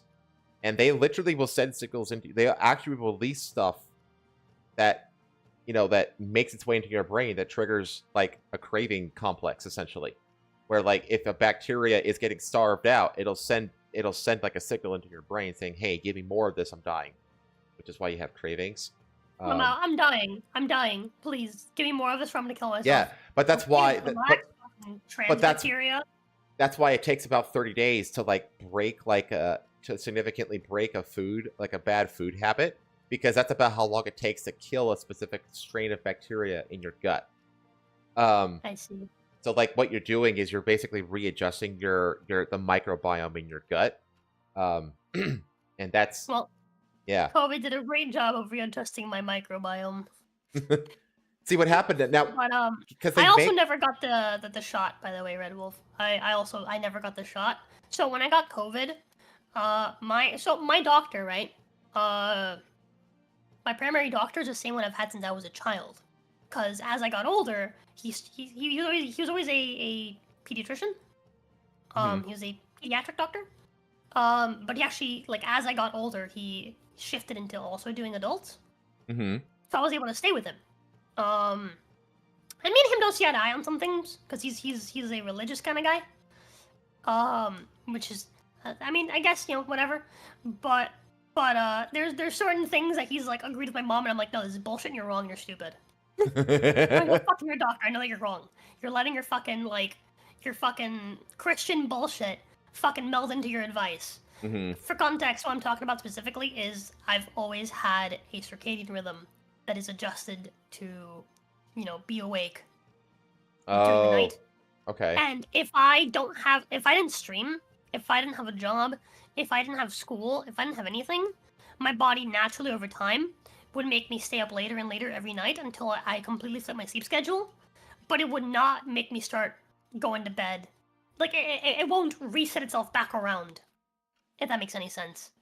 Because once I am, like, nocturnal, once I'm, like, staying awake all night and then sleeping during the day, it stays like that. Unless I go out of my way to fix it. That's why my body naturally is like, this is how we do things. Right. That's my natural circadian rhythm, and I've had to adjust it, obviously, over my life, because that's just not the way people work. Mm-hmm. And bro fucking hit me with the, oh, you know, God made, you know, the daytime to be active and the nighttime to sleep, and I was like, fuck out of here. But bullshit like that aside, though, when I had COVID, he was like, yeah, just go home, just wait it out, and, you know, just pretend it's not a thing. Like, just, but don't tell people about it, right? Put on your mask and stuff, obviously, when you go out, but, you know, just to be safe, just to not get in trouble. But don't go to the hospital. Just avoid hospitals. Mm. And it's because of the fucking, he knew what was going on. Yeah. He knew what the fuck was going on with those fucking hospitals. They were getting paid per quotient. Like, every COVID death meant a paycheck to the hospitals. Yep. It was literally in their best interests to register COVID deaths. Yeah, exactly. So, like, it's like, oh, you know, the ventilators. It's like, dude, they knew. They fucking knew. Like, maybe at first they didn't know, but I think you'd find out really, really quickly what you're doing with those fucking ventilators. And not only that, but multiple hospitals got fucking caught straight up lying about fucking COVID deaths. Just reporting any death that happened in the hospital as COVID. You got hit by a bus, he died by COVID. You know. Yeah. Oh, he got hit by a bus, but, you know, we found COVID in his blood, so it was the COVID that killed him. Well, you also notice that, like, the death count for the flu in, like, 2020 through 2022 was basically zero. Like, suddenly no one died from the flu while COVID was a thing, because he didn't get money if he died from the flu. So. Yeah, dude, it was absolutely wild. I think the fucking COVID numbers is that's the new Jew number.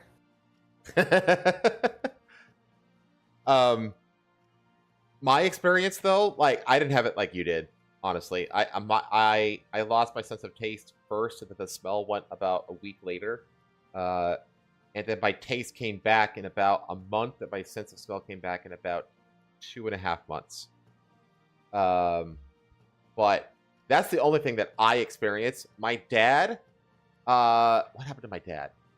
He got, like, basically, like, experienced like a flu for a day, and he was actually the closest one, because he actually did have a little bit trouble breathing, but nothing too bad. And then my mom basically suffered. My mother and my grandmother both had pretty bad symptoms where, like, we had to put them on oxygen at home, right, for like a little bit, because their oxygen levels would get low. But that was about it. Yeah, so my dad had that for, I don't know, about a couple days, and then, I mean, yeah, he obviously still had it, but he was otherwise fine beyond those 2 days. And then my mom, basically, she only suffered, like, actually, like, really suffered for 1 day, and that was, she just had, like, bad headaches and migraines and stuff for a day. Yeah. And that's it. Other than what that, I think is funniest is my mother and my grandmother are the two that suffered the most, and they're the only ones that never left the house during that whole thing. I didn't get jabbed either. No, neither did my parents. We're all purebloods. Never got the jab. I actually got chewed out by my old boss for that. I don't know if my grandmother was able to. Oh, dude, I didn't get chewed out for not having it. There was this whole thing at GameStop where they were like, "Hey, if you didn't get the shot, you're gonna get fired." And I was like, "Well, I guess I'm gonna get fired because I can't get the shot."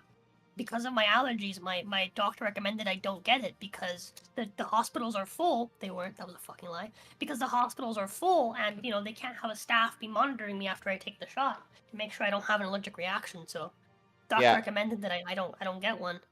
The hospitals were full to the brim. They were overflowing, but all the nurses still had the time to choreograph TikTok dances. It's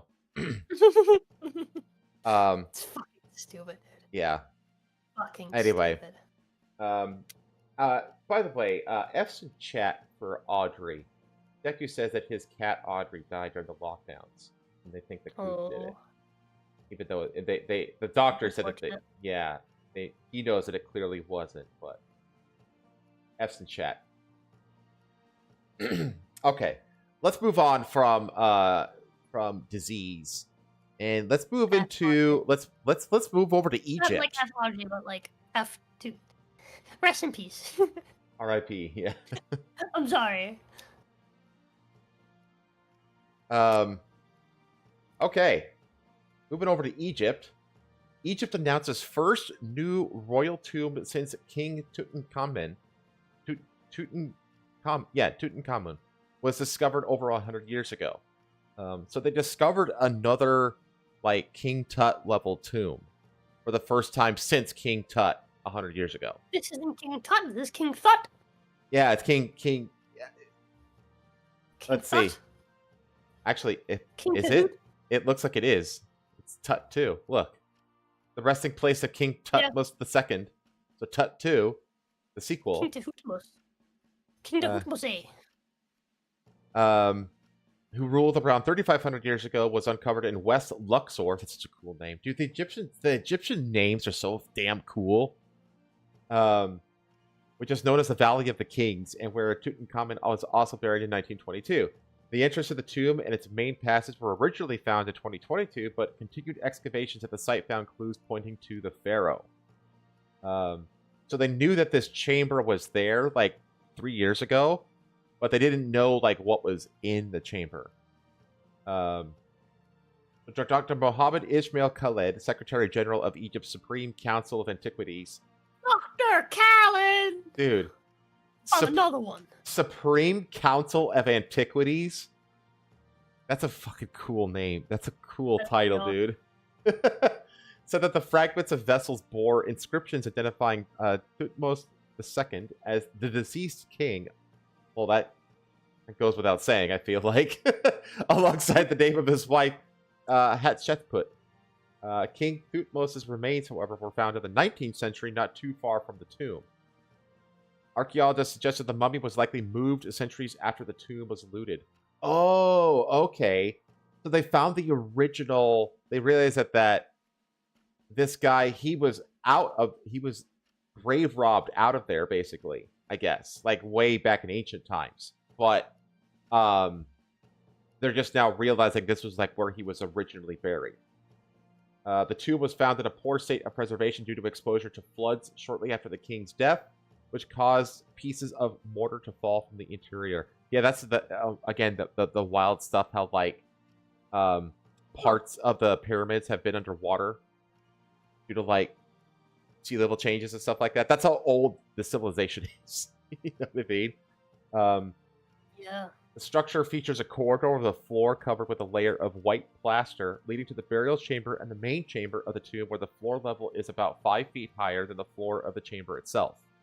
Archaeologists also discovered remnants of blue inscriptions and yellow sky stars, as well as decorations and paragraphs from the religious book, oh my god, Ilmidwat, that was placed in the Tomb of Kings.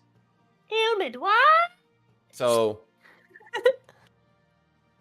this is the mummy that was found away from this burial site. So this is King Thutmose II, the fourth pharaoh of the 18th dynasty of Egypt, who ruled around 3,500 years ago, was uncovered in West Luxor. 35,000 years ago was the 18th dynasty. Well, 3,500, not 35,000. Yeah. But yeah, that's 35,000 years ago was the 18th dynasty. It's just, I need to. I swear to God, I want to become. If I ever get time back again, I'm gonna start just diving into Egyptology. The mummy was found in the 19th century, not far from the site. So that's due to the grave robbing from way back in the day. But this is the actual This is so like it said, like because of flooding and stuff like that. Fucking corners. Yeah. So you could tell that like something was here too. Like there was something like mural probably. Something was here. That was carved out and taken, yeah. So they said that the floor was covered in a layer of white plaster leading to the burial chamber in the main corner of the tomb, but the floor level is about 5 feet higher than the floor of the chamber itself. Okay. Yeah, you see how hold on, go up. You see how like the corners are like near perfect, and then there's those like unperfect cracks. Those unperfect cracks. There was probably a mural there, if I take a guess. That was probably broken away by someone, robbing it. Yeah, exactly. Because like seeing like those unperfect cracks like that at like the corner of like an Egyptian structure is just not usual. Mm-hmm. Yeah, it indicates that they were broken or chiseled off. You can see, you could really see there's like a second layer. You see that corner? It's like a second layer, and then there's a corner within that layer. You see that? See that corner there? This right here? Yeah, that is like a wall that's on top of the stone. Yeah, this is like the wall, and then there's like this layer of plaster that they put over. And this is gonna be like a smooth. It's almost like putting drywall over cinder block, like they do in Florida. And then that's what they use to like put their murals, or they'll inscribe it, or they'll put hieroglyphics or something. Yeah. So King Thutmose II was the fourth pharaoh of the 18th dynasty of Egypt, and his reign is thought to be 13 years. 1493 to 1479 BC, or just only 3 years from around 1482 to 1479. He died at the age of 30. Egypt's 18th dynasty, however, reigned for more than 200 years. Archaeologists noted that Thutmose's tomb was the last of the lost kings of that era, but has been seen as less of important compared to his father, Thutmose's first, son, Thutmose III, and wife, Queen Man, this guy got cucked, royally cucked. Of his dad, his son, and his wife are all way more important than he was. Like, damn. Thutmose I was the first pharaoh to cut his tomb in the Valley of Kings, while Thutmose III was known as the Napoleon of Egypt for his conquests and expansionism. And Queen Hatshepsut made a name for herself due to being a female pharaoh, but also expanding trade and commissioning many building projects. However, King Thutmose II is known for suppressing an uprising in Nubia and leading armies to stop rebels in the Levant. Okay. So he Sounds like he had it pretty easy. Yeah, he just had to quell a couple of shit show rebellions. That's all he did. No one ever talks about the peaceful leaders. That's right. That's true. Let's see. The burial structure was found at Mount Thebes, located about 1.5 miles from the Valley of the Kings area. Archaeologists thought the tomb belonged to the wife of Thutmose's son due to its proximity to the tomb of Queen Hatshepsut, who was also his half-sister. What is this? Dr. Mohammed Secretary said that fragments of vessels bore inscriptions identifying Thutmose II as the deceased king alongside the name of his wife. Okay, so these are like the fragments that they uncovered. Okay. He's listed as the deceased king, and his wife is listed by name. That's funny. I know, right? It's like, yeah, it's just a guy who died. Yeah, here's the dead king, and then his wife, who we love. This is her name, by the way. You guys should remember her. Okay, so this is like, you see, these are like the mortar, like those plaster walls and stuff. Yeah. Because originally, like all the walls of the ceiling were covered in this layer of plaster, and because of the flooding, it all crumbled into the pile that you see here. I see. Yeah. That makes sense. The Secretary General of the Supreme Council of Antiquities described this discovery as one of the most important archaeological discoveries in recent years. As the artifacts discovered, there are an important addition to the history of the archaeological area and the reign of King Thutmose II. They also noted that their excavations produced the first funerary furniture of this king, unlike King Tut, whose tomb was filled with 5,000 items. On November 4th, 1922, Carter's group found steps that led to Tut's tomb and spent several months cataloging the antechamber. The team opened the burial chamber and discovered that the sarcophagus in February the following year. The tomb is considered one of the most lavish to be discovered in history, filled with precious objects to aid the young pharaoh on his voyage to the afterlife. So this is King Tut's tomb, or sarcophagus. Yeah. It's freaking cool. Gosh, look how like well preserved this stuff is. So cool. How ornate this chest is. God, so freaking cool. The trove of grave grave goods included solid gold funeral shoes, statues, games, and strange animals. The small size of Tut's burial chamber, given his standing in the Egyptian history, has baffled experts for years. Carter and his team took 10 years to clear the tomb of its treasure. The boy king was an Egyptian pharaoh of the 18th dynasty and ruled between 1332 and 1323. So what is that, like 9 years? He was the son of Akhenaten and took to the throne at the age of 9 or 10. When Tut became king, he married his half-sister, Ankhesen Patan. He died at around the age of 18 and his cause of death is unknown. The young king, however, was plagued with health issues due to his parents being brother and sister. Yeah, I've seen that they've done like 3D scans of his body, and they've like digitally like recreated his body, and his body is fucked up looking. But yeah, I think it's cool that they're like, even to this day, they're still making these like really cool discoveries like inside the pyramids and stuff like that of Egypt. Freaking cool. Yeah, dude, Egypt is one of those just absolutely fucking wild. What? Like the fact that it's still around, Egypt is still around today. You know? Yeah, I mean, it's one of those that like survived through everything, right? And is still here. Yeah. Even if the people don't remember, right? Mm-hmm. And one of the most incredible things about Egypt, like when you like think of like the time scale of this civilization, is that Cleopatra Cleopatra is closer to today than to the original pyramids in Egypt. Yeah. To the point where Cleopatra actually like she commissioned excavation and archaeological dig teams to, you know, explore the original pyramids of Egypt. You know, and Cleopatra was like 2,000 years ago, like a long ass time ago. You know what I mean? So it's crazy to think of like how like ancient Egypt was ancient to them. Yeah, exactly. It was ancient to the ancients. Like it's so wild, dude.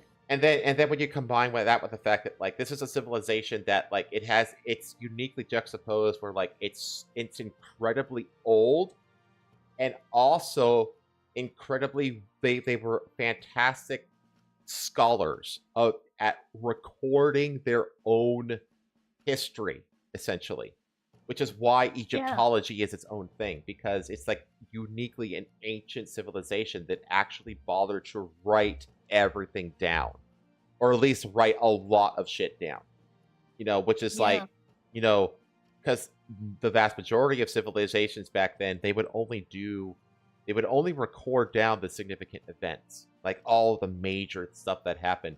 Everything else was through oral tradition, which is why it's very much lost to today. Yeah. Whereas that's the thing though.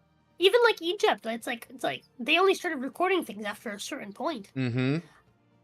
Like, you have to imagine that, like, at some point in Egypt's history, something major happened. They lost a lot of things, and then they realized that they couldn't remember those things. They didn't have those things because they were all written, and they were like, we have to start recording things.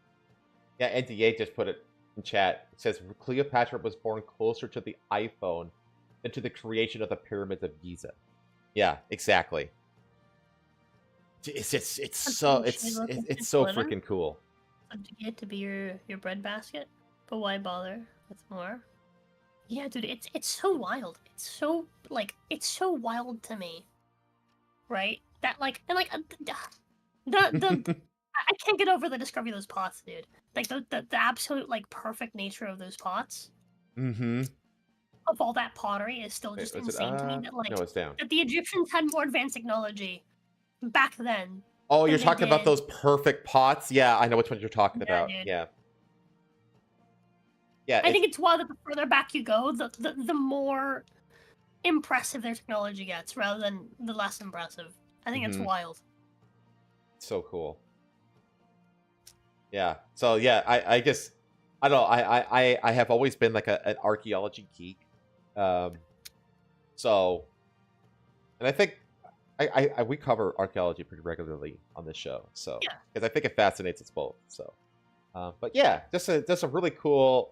Yet more discoveries are continuing to get made over in Egypt, which is freaking cool. Okay. I have one, maybe two more. Then we need to get into clips of the week.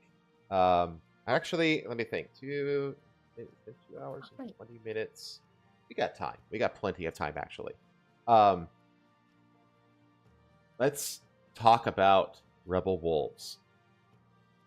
Former Witcher 3 lead says his new vampire RPG, Blood of Dawnwalker, has a smaller open world because, quote, it feels more like you actually know the place compared to behemoths.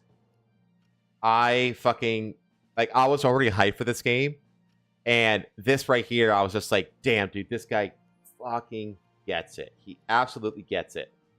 Let's see. Former 3 lead quest designer Matthias Tomeskowitz says his new vampire RPG Blood of Dawnwalker has comparatively small open world because he wants you to feel like you actually know the place. Tomeskowitz said his favorite open world games growing up were leaner ones like Gothic, compared to something like the Elder Scrolls Daggerfall. It was an open world, but it was much smaller, and it kind of made me experience it differently compared to these behemoths, where it's just impossible to really know every nook and cranny because it's so big. So you kind of rush through it.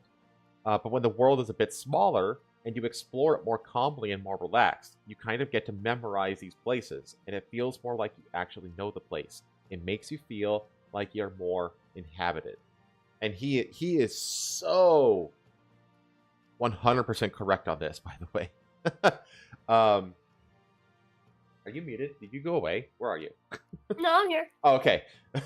Your model was like... the week, so I'm gonna go grab the clip. Oh, okay. I was gonna be like, this is funny. Oh, okay, gotcha. No, he's so right, though. Like, to me, personally, my favorite open world environment... Wait, okay.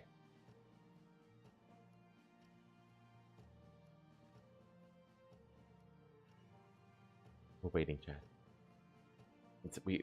The suspense is building.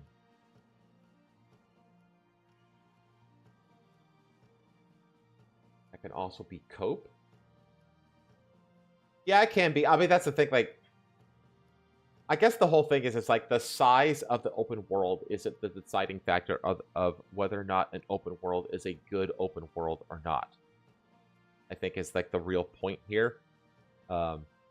It could still, even if it's smaller, it could still be a bad open world. This is very true. I want a more in-depth open world. Yeah, it's like my favorite open world of all time is Batman Arkham City. Easily my favorite one. Because okay. And that's because, like, it was large enough to get across the scale that it was aiming to get across, but it was small enough where it didn't feel like traversing the world was busy work, and there was always things to do from point A to point B, whether it be Riddler trophies or, like, random triggering of, side villains to start pursuing and stuff like that. There was always something happening as you were traveling through the world. And I think that's what to me makes an open world like really great. I fully agree with you. It's always pulling you into its nook and crannies. And every nook and cranny you go into has meaning and has impact. Yeah. I think the like, I've been saying it for years. I think Skyrim is like the perfect size. where you can get to know the location and feel like you know everyone there. And I like that they specifically said that when the world is a bit smaller, you explore it more calmly, more relaxed. You kind of get to memorize these places, and it feels more like you actually know the place. Makes you feel like you're more inhabited. It's correct. Mm-hmm. When you yes, the scale of Skyrim isn't like huge, right? If you stop and you look at a fucking picture of what fucking Whiterun looks like from up above, right? Then you're gonna be like, wow, Whiterun is tiny. But if you just walk through Whiterun for the first time and you're like, wow, look at all these buildings. Wow, there's like all this there's a whole commerce little section like in the center, and there's all these stores you can go to, and then there's the bar where you can go buy hunting stuff. There's the inn, right? There's all this stuff, and then there's the castle all the way at the end, right? Where the Jarl lives. Mm-hmm. What more do you fucking want? You have everything that you would have in any other game, if not more than you would have in any other game, right? That would have a large, massive scale city, but it's all compacted in a way that feels like you can actually, find your way around, and you don't feel like buildings are just there to be filler. Every single building is a place you can actually go to. They have stuff in there. Someone lives there. There is a key to that building. Every single one of them has a key, and it's on the person that lives there, who you can talk to, who has a side quest, who has some sort of information. Yeah. Right? And it's just like, honestly, I think that's the best scale. That's the best scale. I genuinely feel that way. Well, how big is the Skyrim map? Because I always felt like the best Fallout open world was New Vegas, and I've never played New Vegas, so I don't know. Oh, okay, but that New Vegas is smaller, has a smaller map than like Fallout 3 and 4, I think. But Vegas is the one that I think that a lot of people they think that like 3 and New Vegas are like the best ones, and people absolutely adore New Vegas, and it has like the smallest map of the 3 big open world 3D versions of the game, of course. And it's just because when everybody has their exceptions to excessively large open world maps. Well, maybe not. At least I do. My main exception is probably Red Dead Redemption 2. I guess I enjoy traversing through that map, but that map is too big. I know that about GTA, but also in GTA I have a car, and the actual driving is part of the fun of the game. That's true. Now, yeah, exactly. And it's when I'm going now, there are little events that'll happen on the side when you're traversing from, let's say, Strawberry to Blackwater, or Strawberry to, I don't know, Saint Denis. There'll be somebody will be crying off on the side of the road, and oh, there's a little event happening. You know what I mean? It's okay, those are interesting, but they don't happen frequently enough to keep you engaged for that trip in Red Dead Redemption 2. The map is just it's 20% too big, I feel like. But because I absolutely love that world, I'm totally fine with it as it is. I feel like that about The Witcher. Witcher's also fucking huge. Huge world. But it doesn't feel like it's actually all that because it's full of things to do. Yeah. To the point where I'm still in Novigrad. I was supposed to finish Novigrad 3 or 4 episodes ago. And I haven't even started doing the DLC stuff. I'm just doing the normal shit. Dude, your Witcher 3 playthrough is mirroring my Red Dead Redemption 2 playthrough. It just never ends. No, it doesn't. I still need to go to Skellige. I haven't gone to Skellige yet. And I am enjoying my Red Dead playthrough as much now as I did on episode 1. You know what I mean? I just love playing that game. I love being in that world, which is a bias that allows me to say that I'm okay with the map being the size that it is. But it would be even better if that map was 20% smaller. But what about the Monster Hunter Wilds will fit into this equation? That's a really good question. The thing about Monster Hunter Wilds is Monster Hunter Wilds is not an open world game. It's not. It's node maps. You have closed world sections that have their own little areas, right? Someone that are Yeah, I don't think Monster Hunter World counts. I'm sorry, it really doesn't. Like those eras. Here's the thing: Monster Hunter World eras are not filled with things to do. That's not the way that Monster Hunter World works. You have when you go into one of those worlds, you have an objective. They're roaming around the map. You select which objective you want to go for, and then you chase them around the map. But it's always the same objective every time. I'm going to go kill this monster. Mm-hmm. Or I'm going to go get this particular. Yeah, it's what Bear just said. It's foundationally different. It's not the same type of game. It's not an open world game. Yeah, it's someone brought up Deus Ex. Villain brought up Deus Ex. Deus Ex is the same way. They're like node maps. It's not like a true open world. But I do agree that like Deus Ex is exactly the size that it needs to be like a fantastic immersive experience that doesn't like feel like it's getting dragged on in any way. You know what I mean? Like it's exactly the size that it needs to be. And it's not like big for the sake of being big, you know? So, and it's like, I think that it's, you know, Villain has brought it up twice now. He said like, you know, a world that is an inch wide and a mile deep is better than a world that is a mile wide and an inch deep, you know? Yeah, I agree. And that's what you get with like, that's like one of the biggest issues I have with like Ubisoft games. They're open world, you know what I mean? Is that they're massive, which isn't inherently a bad thing, but there's like nothing to do with them.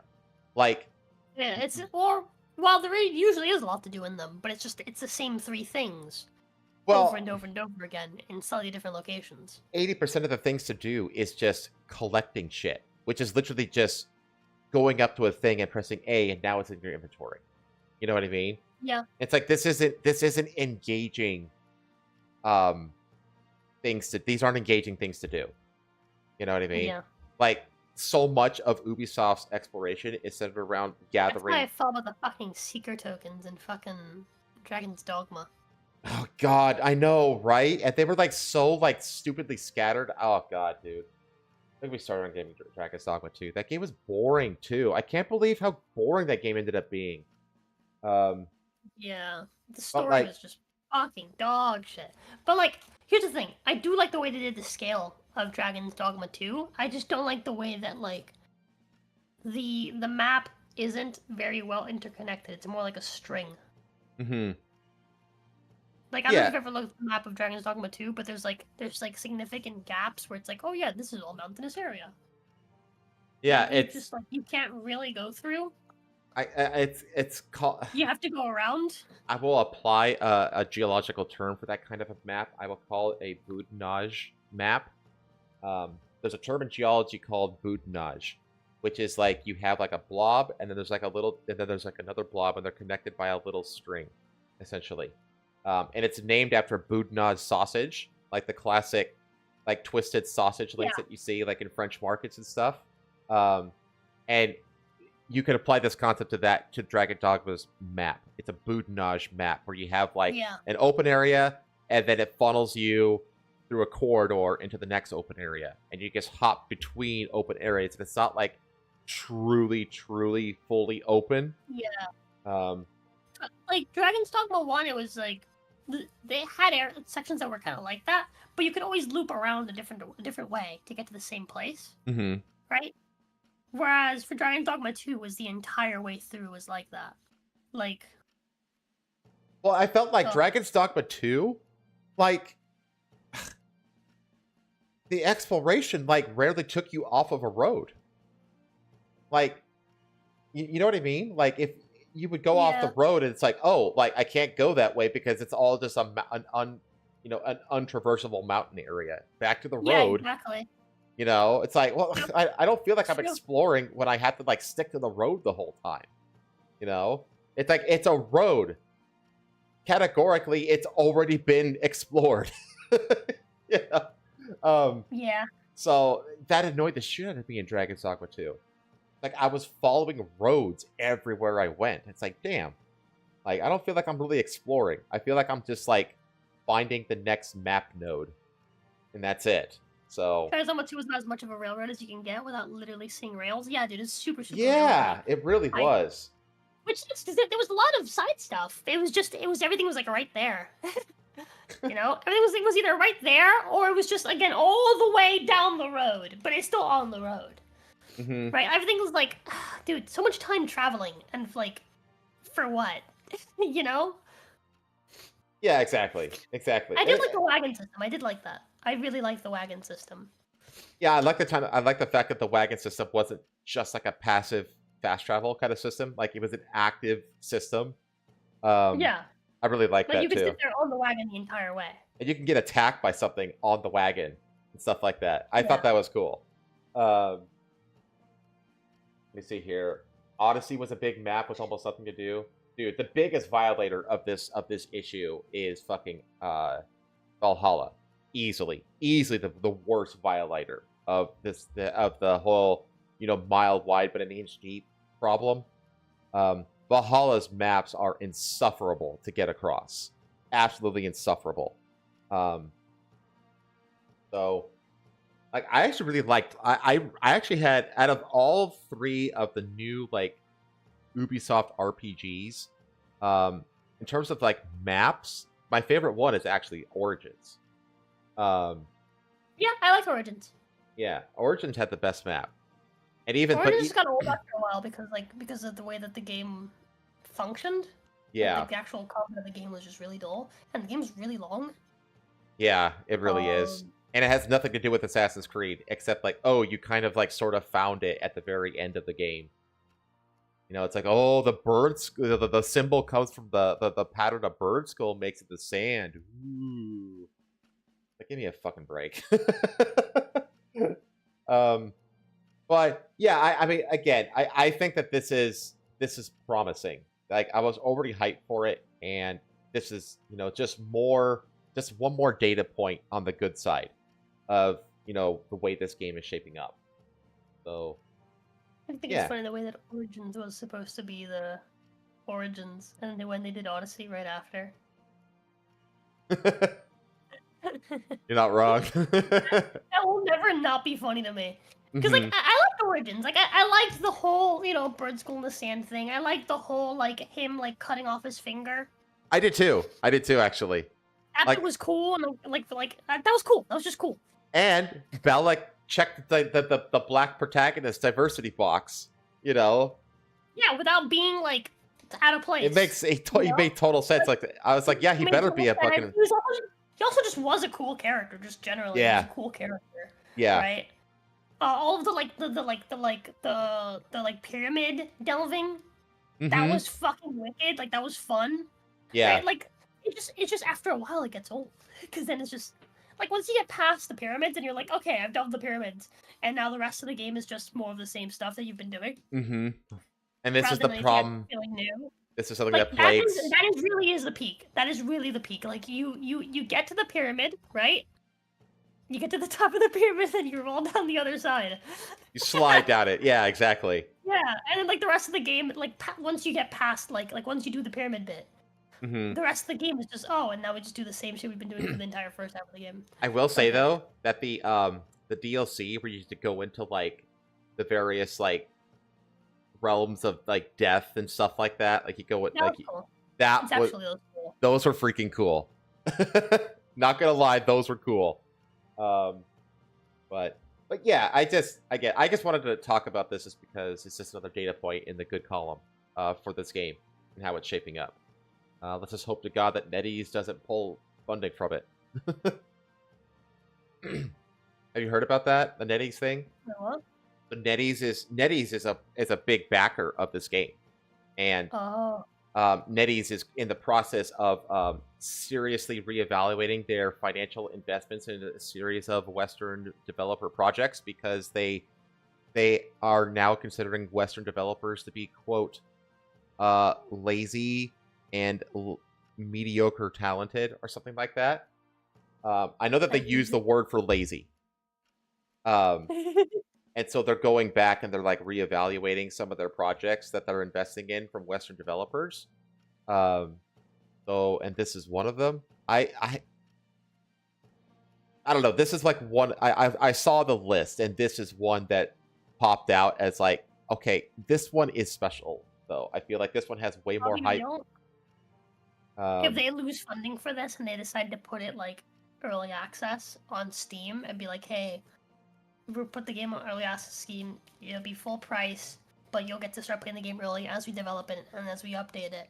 People will massively give their support. Oh, yeah. Really, to have early access play and support the game, make sure the game gets finished the way that like Baldur's Gate 3 happened. This game will find the money it needs to get made. Funded.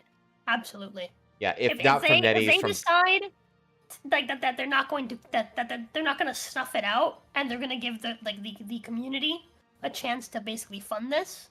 They will find that. They will find that opportunity. Yeah. People will absolutely like be like, "Hey guys, this game is doing this thing. Isn't this cool?" And everyone's gonna be like, "Oh my god, yeah, I'm gonna go fucking buy the early access." Yeah, this is what made Palworld successful. Remember, like Palworld, like got its initial following through early access. Remember, it made like insane numbers. I forgot that Palworld was early access. Yeah. I forgot that was a thing. Yeah. There's a lot of games that find massive success through the early access program. So, yeah, that's the thing. Like, this is a project that no matter what happens, it's going to get funded. So, yeah. So, good news, good news. Okay, I want to touch on one more story before we get into clips of the week. And that is my excuse for putting tits on the screen. So Hooters is getting ready to prepare for bankruptcy. Oh no. Titties on screen. Okay. The Atlanta-based casual dining chain has enlisted the legal muscle of Ropes and Gray to handle its restructuring, while turnaround specialists at boutique advisory firm Accordion Partners are helping sort out the financial mess, according to sources who requested anonymity while discussing private dealings. The bankruptcy process is expected to kick off within the next sounds like a title of like a woman's like romance novel. Ropes and Gray. It kind of is, isn't it? Yeah. By the way, there's a name for these kinds of restaurants because Hooters isn't the only one. There's a few others like I think the other big one is like Twin Peaks, another one. But they're called restaurants. Restaurants? Yeah. He gets added B to the beginning of restaurants. Yeah, the thing is that. Hold on. Sorry, scroll down. I'm married. I know. So, Hooters creditors aren't sitting idly by either. Some debt holders have tapped investment banking powerhouse Houlihan Lokey Incorporated for advice, underscoring the severity of the chain's financial troubles, declining sales and mounting debt. The company has been struggling with cash flow issues as customers increasingly flock to other casual dining and fast casual options. In recent years, several Hooters locations have closed their doors. Hooters said that the once popular brand, known for its wings and waitstaff, is facing an existential crisis. Titties. Adding to the financial woes, Hooters took on significant debt in 2021, issuing about $300 million in asset-backed bonds. These bonds, structured as whole business securitizations, use the company's franchise fees and other assets as collateral, a move common among restaurant chains looking to leverage their brand value for quick cash. It's really easy. Just rebrand to Goth Hooters. Boom, money again. This is the discussion that I've seen around this. The reason that here's the thing: people are bored of this. That's all it is. It really just is. People are bored of this. You need to spice it up. That's literally all it is. That's what it is. This uniform is boring. Yeah. I mean, tits are never boring, but the outfit is bland. Yeah, dude. You can't just have like. I hate to be a woman about it, but like you can't wear the same thing every day. That's not the issue. The issue is just we've had this. All right. We've had this for a while now, and like that's it. We're we're bored. Yeah, and the thing is like the other thing is that no, like you can't just make the shorts shorter, okay? You can't just make the shorts shorter. I know you already tried that. Just make them goth. Well, the other thing is that 99% of waitresses aren't this stacked. They're nowhere close to this stacked. I mean, yeah, this is like push-up bras and all kinds of stuff, but 99% of the waitresses at the establishment don't look like this. They don't look like that. They don't look like this. They don't look like this. You know what they look like? You You want to know what they look like in a typical Hooters? They look like this. Well, hold on. That chick on the right. Hold on. Yeah, she's slamming. Don't get me wrong. God, she's got that. She's got some hot nerd kind of vibes going on here. But what the hell is going on in the middle of this? You know what I mean? The black chick is kind of cute. Yeah, she's cute. But okay, so what's going on here and here? What's going on with the even numbers here? I've been working at Hooters for 40 years. I'm never quitting my job. I love it here. The wings are fantastic.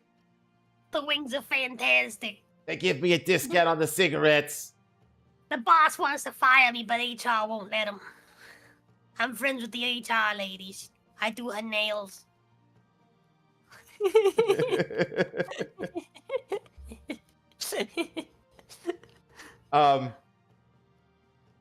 blonde on the right looks like a stand-in for Leatherface. Oh my god! I thought it was a tranny at first. I'm not gonna lie to you. Dude, this is like serious Troon energy. Let's be real here. Yeah, dude. Like, look at the shoulders on that bitch.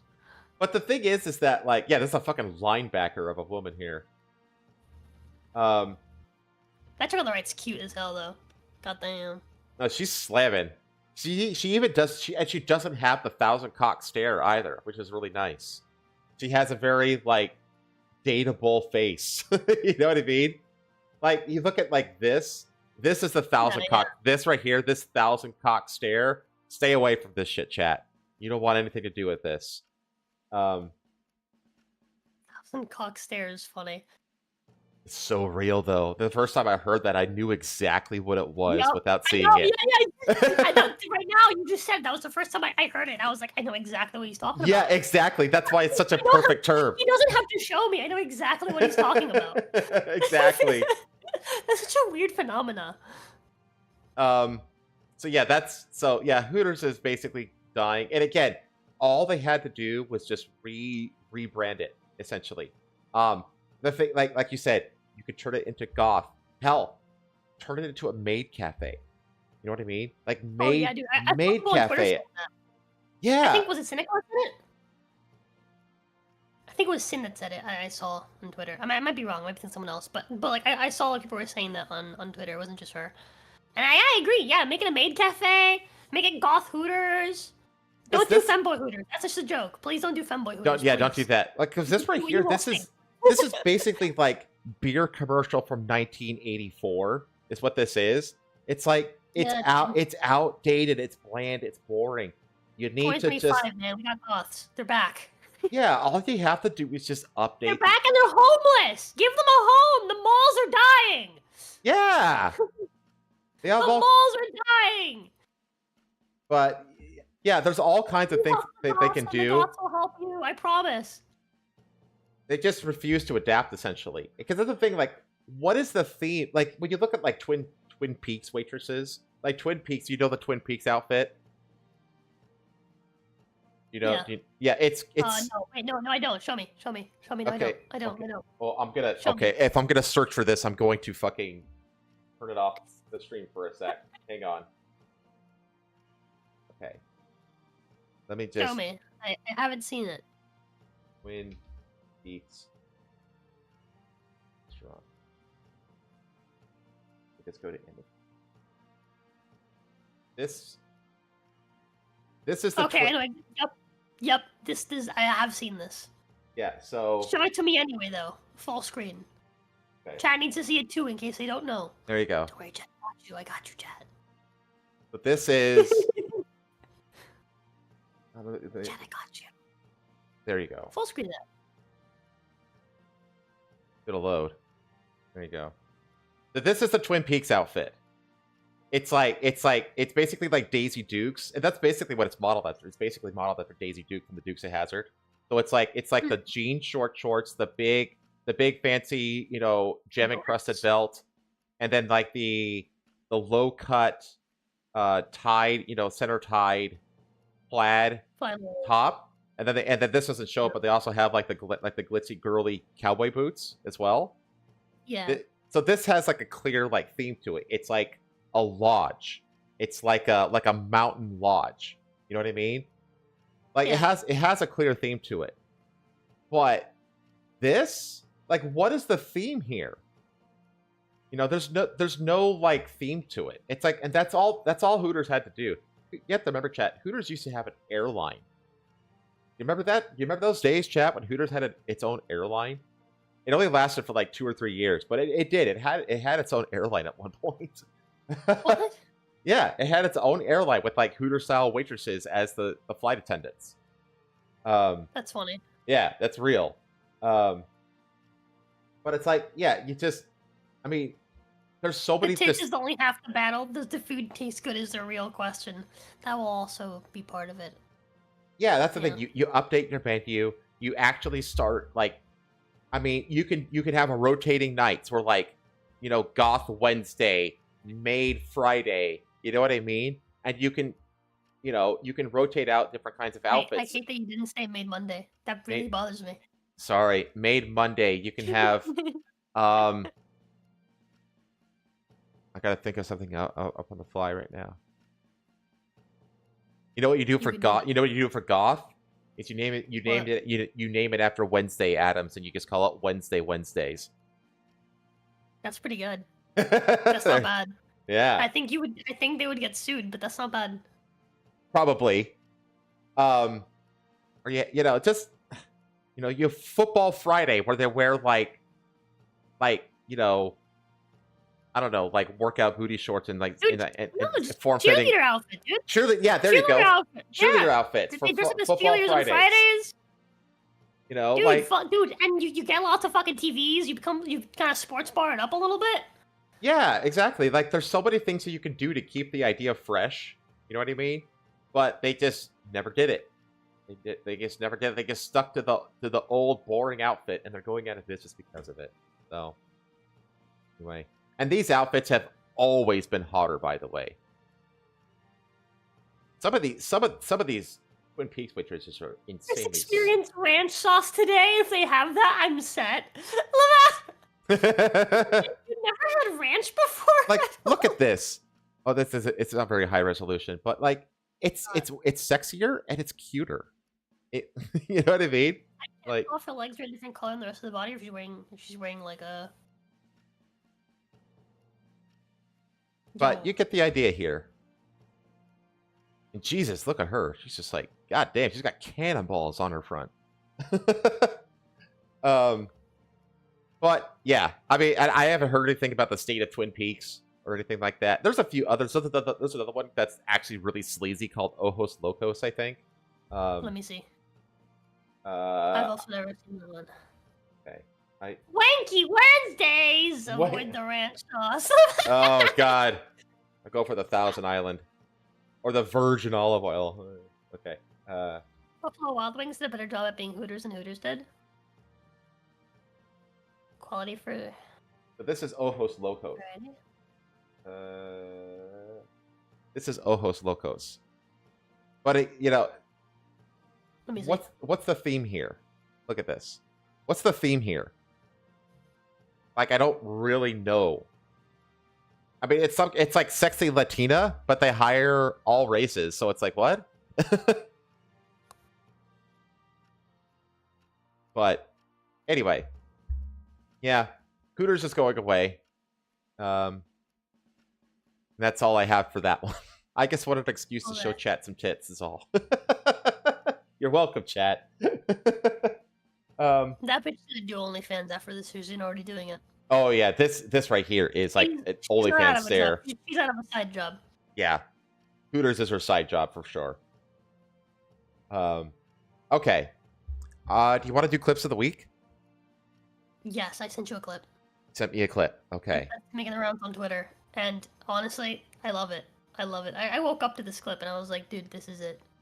This is okay. This is your perfect. This is the DB perfect shots.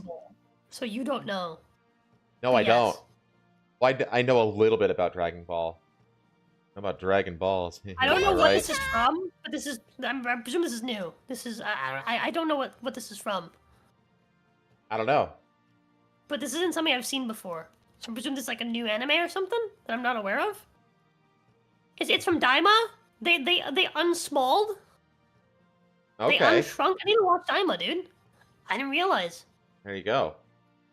Man, anyone that's up the Latino diaspora is like massively into, like, y'all are into DBZ more than Japan is by far. Like, yeah.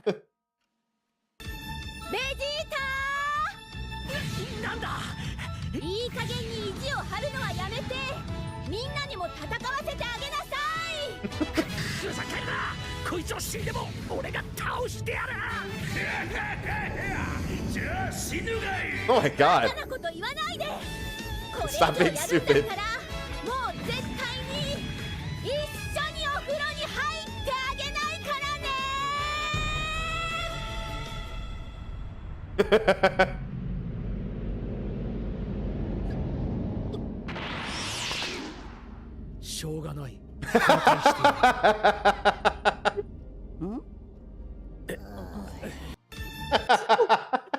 Literally, if you do what I want you to do, I'll have sex with you. He's literally me, dude. You know what? I changed my mind. I no longer want a Krillin Max. I want a Vegeta Max. That was hilarious. I need the fucking Wuhan lab to bring back COVID again so that I can lose more of my airline. Let's do it. It's time. Oh my god, that was amazing. Okay. Chat, I need out of Rosa, but her red hair is like, it's like put up and she has the fucking Vegeta hairline. I need someone to draw Rosa with her hair like Super Saiyan like up. No, that was funny. And it's revealed that my bangs actually hide a Vegeta tier hairline. And this is a new show that's coming out? Yeah, this is from Daima. No, now I gotta go back and watch Daima. What's Daima? The whole thing with Daima is basically everyone got shrunk. What got shrunk? Everyone got turned into minis. Oh, hence why he's fighting like a giant. Well, no, I have no idea what the fuck's going on, but this is what they normally look like. Okay. They're their normal size. Except Bulma looks a little twinky. She looks a little thinner, a little less stacked than usual. I'm kind of digging it. It's just more Tonko. More like Dragon Ball in the Demon Realm. Okay. I see.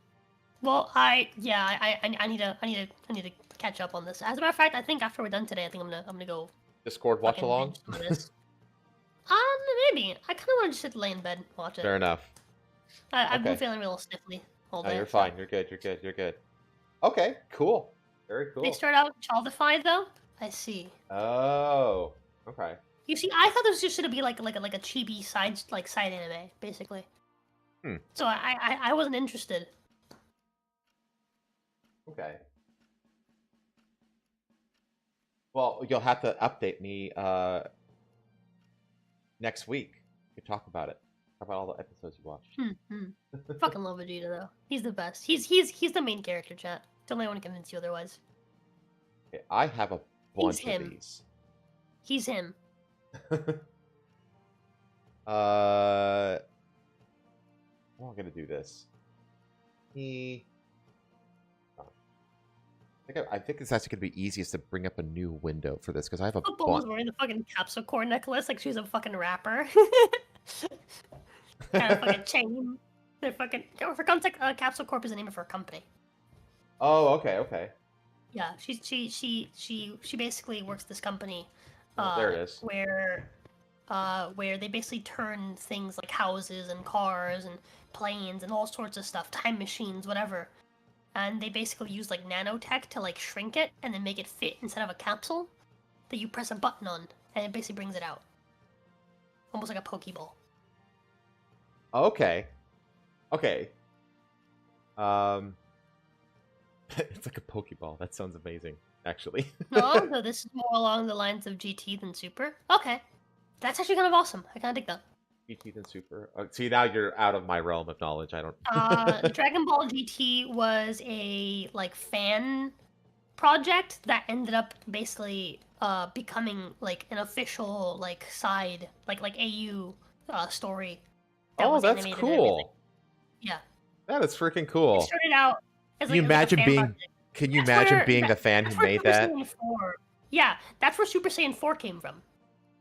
it's Super Saiyan 4 is not canon. It's not part of the like canon storyline. It's part of the GT universe. It's also where isn't GT also where Gogeta came from? And then they canonized Gogeta in Super. Okay. Not anymore. Wait, did they canonify fucking GT?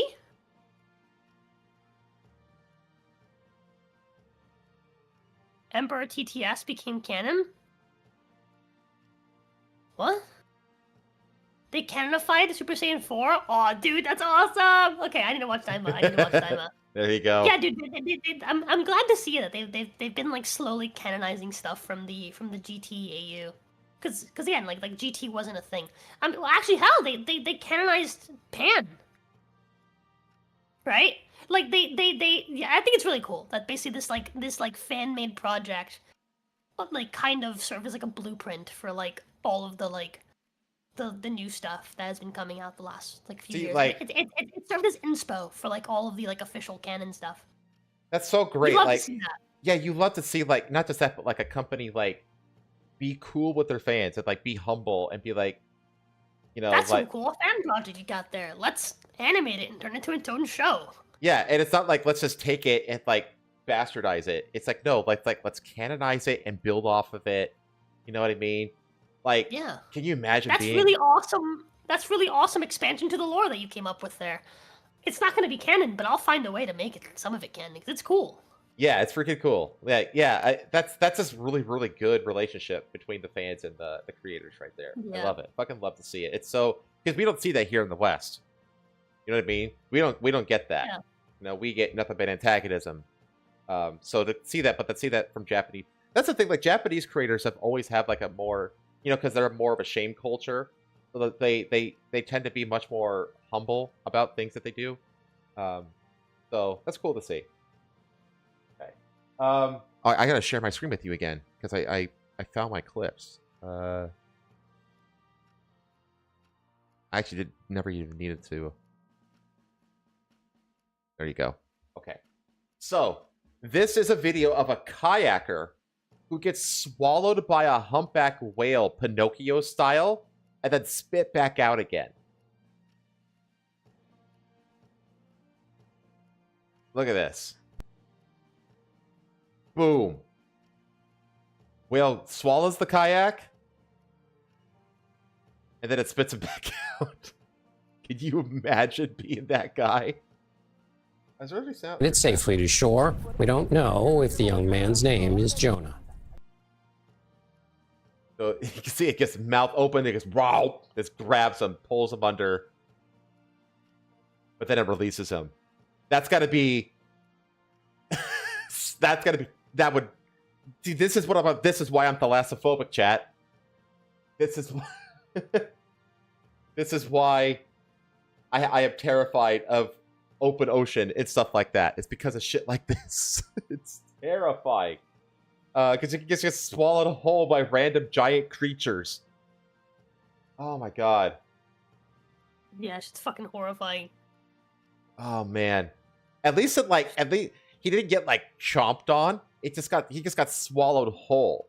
You know what I mean? Yeah, whales don't whales like specifically have like systems in their mouth to like filter micro, not all of them. Like micro killer whales will shred you. Hold on, but killer whales aren't fucking whales though. They're porpoises. Okay. They're dolphins, is what that means. Killer whales are actually dolphins. You didn't know that? No. Well, now you know. Killer whales are not whales. Okay. They're not actually classified as whales. Yeah, look it up. Huh. Congratulations, you've learned something. Killer whales are actually dolphins. I did not know that. Yeah.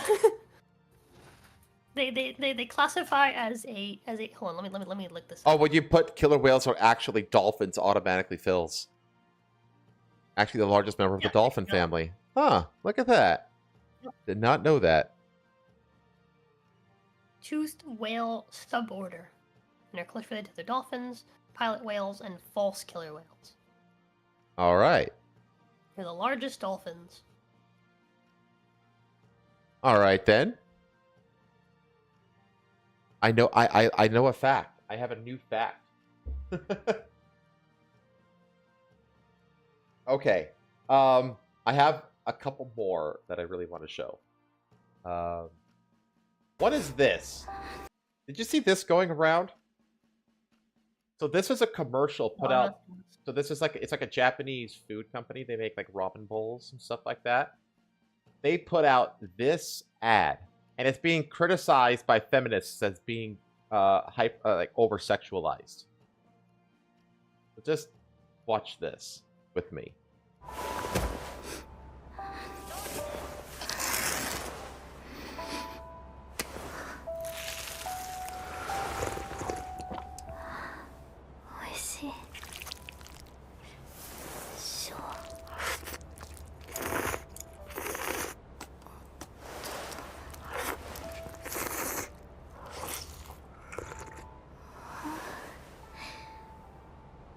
She made that look really yummy. Which is kind of the point, isn't it? This is not at all sexualized. It just made it look. They just fucking food wars that shit and made it look fucking delicious. Like, what the fuck are they on? It's food ASMR is what it is. It's not sexual. But it's yeah, not sexual. It's just she's cute and she's really enjoying that food, which makes me crave it. Yeah, it's. I want that now. I want noodles. Yeah, the advertising it that I wish my noodles came with all that sort of stuff. It's supposed to be comforting. That's what the ad is trying to do. It's like our food is comforting. It's a comfort food. And that totally gets across in this ad. She's eating it while she's watching like a cute like fucking like romance like drama or something. Yeah, she's watching. Yeah, she's like watching something and she's crying and she's like, oh my god, that's so. Oh my god. Yeah, and she's eating this soup because it comforts her. And that's all there is to it. So I don't know. Like I don't understand where. But yeah, this is Japanese feminists are complaining that this is sexual and offensive. What do you guys think? What do people think? So back in the day, what's this? So this is an old ad for the same company. Open it. Hey God, it's way too loud in my ear. Sorry. What is happening? Go back to the start. This is an old ad for the same company.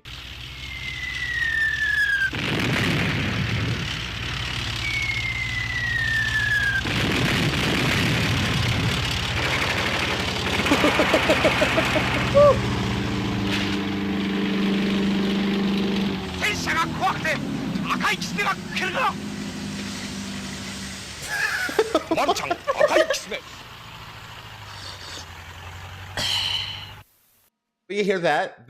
It's always been a thing. The slurp and then the gasp. It's always been a part. Yeah, because that's a sign of like this is a pleasure to eat. Yeah, it's delicious. It's not a sexual pleasure. It is a delicious pleasure. Azahara chimes in. Good to know that the feminism is cancerous all over the world, and it's not just a Western thing. True. Yep. But yeah, it's very much against the feminists on this one. Is the feminism was a mistake? How do they eat noodles then through the nose? Feminists are mentally ill if they think someone eating noodles is sexual. She's literally fully dressed. She's eating ramen. The ramen is warm, so she gets warm. The ramen is delicious. It's an animation. You know, feminists are running out of the ga to complain about. I don't understand what that is, but yeah, I guess that was funny. And then I got one more. I think you meant to write things. I think you meant to write things. Yeah. T-H-I is next to the O. Oh, thing. Running out of things to complain about. That's a weird autocorrect. Is next to the S. No, it's not autocorrect. It's just he hit the O instead of the I. He missed the N and hit space. And then he missed the A and hit S. Oh, wow. He really fucked that one up. That's like impressive amount of fuck-ups in one word. Yeah, it's things. Okay. But, yeah, this was making the rounds, and I guess that'd be interesting to bring up real quick. And the last thing is a little bit of road rage. Actually, not road rage. No, this isn't road rage. I have another one that's road rage. So this vehicle gets caught on the tracks over here. I remember I argued with Patha about this. There's no volume to this, so that there's nothing to actually... Yeah. Well, hold on. If you scroll back, they didn't just get caught in the traffic. They got pushed there by the fucking truck behind them. Yes, you beat me to the punch. I want to play the whole thing first and then go back. So she is basically panicking, essentially. She could have just kept reversing, but this gate went down, so she panicked, got out, and ran away. Boom. And it takes out this light, the whole apparatus in the middle, too. It's pretty spectacular. But yeah, if you notice at the very beginning, look, see this? Yeah, she got rammed into it by the fucking truck behind her. Yeah, exactly. The truck is literally pushing her into the track. See that? Like, that's contact. It's pushing her out there. Yeah, that man has to be fucking... Whoever is driving that truck needs to be, like, fucking charged with attempted murder. Yes. But here's the thing, right? Yes, she got pushed onto the fucking crossing guard. Or, well, into the fucking train tracks. Sorry, I read fucking Silent Villain. My brain was like, crossing guard, crossing guard. No, you're fine. Yes, she got pushed to the tracks. Yes, that wasn't her fault. But also, if you have such a fucking, like, if you're so severely incapable of functioning under stress... Incapacitated. That your reaction is to... Like, I need to understand how many fucking actions you have to take to do what she just did. Mm-hmm. Right? She reversed... She hit the thingy. She was afraid to break it for some reason. Right? Her car can definitely snap right through that. Right? Yeah. She didn't try to go forward to the other side. She didn't try to go around into the other lane. She tried to reverse, failed, and then presumably took off her fucking seatbelt, went for the door, opened the door, and walked out. Look at how many steps you have to do to just avoid a thing that you know the exact trajectory of. I talked to Paith about that. She was like, oh, I also would have panicked and gotten out of the car. It's like, okay. So, how many car crashes have you been in? She's like, never. Do you avoid cars on the road whenever someone's driving stupid? Yeah. Okay, that's a stressful situation. All the same. Someone's about to hit you, you move out of the way. Why wouldn't you do the exact same fucking thing for a train that you can easily know exactly where it's gonna go? Mm-hmm. Because it's on a fucking track. Trains don't fucking turn, chat. No, and she was like, oh, I don't know. It's like, well, this way you don't drive. You should never drive. This woman should never drive. I'm sorry, but if you have such, like, yes, it's not her fault she ended up in that position, but if you're so insanely incapable of fucking, like, of problem solving that you can figure out how to move out of the way of something that has a predetermined fucking, like... trajectory. Like path? With plenty of time, by the way, because, again, she had time to reverse, she had time to fucking, like, take everything off and get out of the car, and even then, some extra time, right? You should not be on the fucking road! The thing that happened to you was wrong, and you should get a fat fucking check, and that guy should be fucking arrested. But you backed up onto the track, you were already basically off of it. Keep going forward. It's not gonna...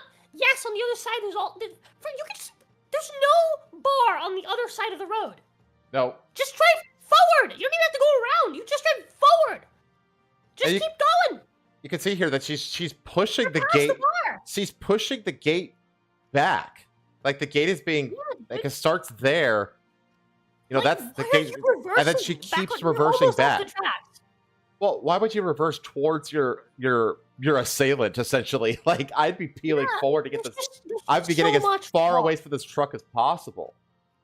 Yeah, dude, you got pushed to the other side of the fucking gate. Take advantage of that. Go. Why are you running back towards the guy that just tried to kill you? I hope she at least fucking ran back and looked at his fucking license plate. But, I hope so. What the fuck, dude? Like, you shouldn't be on the road. I'm sorry. I don't think she's in the wrong for getting pushed onto the fucking tracks. I do think she's in the wrong for putting her fucking car there, though. She was already most of the way across anyway. It's just like, just go. Just keep going forward. It's literally open, because there's no fucking bar on the other side, because there's no cars coming from that way. Yeah. Just fucking go forward. Yeah, just... Oh, if you want to stay on the tracks on the other side, so the thing doesn't hit you. You know what are you doing? What are you fucking doing? You know what's strange? Something I just realized is that she might have actually been in a less of a predicament if she just let the guy continue pushing her all the way through the intersection. At Rose's point, some were speculating that her transmission got jammed in reverse by the impact of the truck and couldn't produce enough power to push through the bar.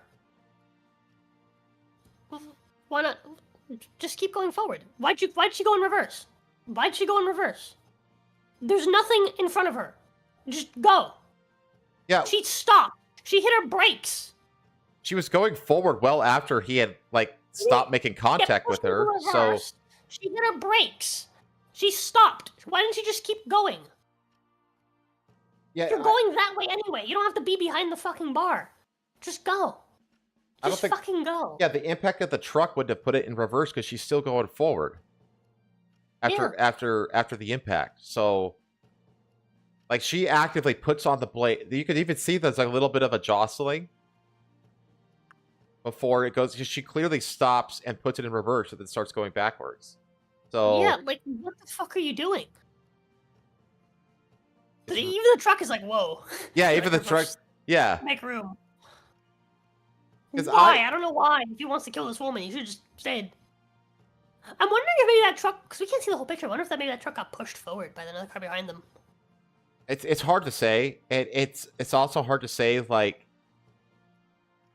maybe she was slowing down or something like that. The truck wasn't expecting it, or the truck wasn't paying attention. We have no idea what was going on with the truck. We don't know.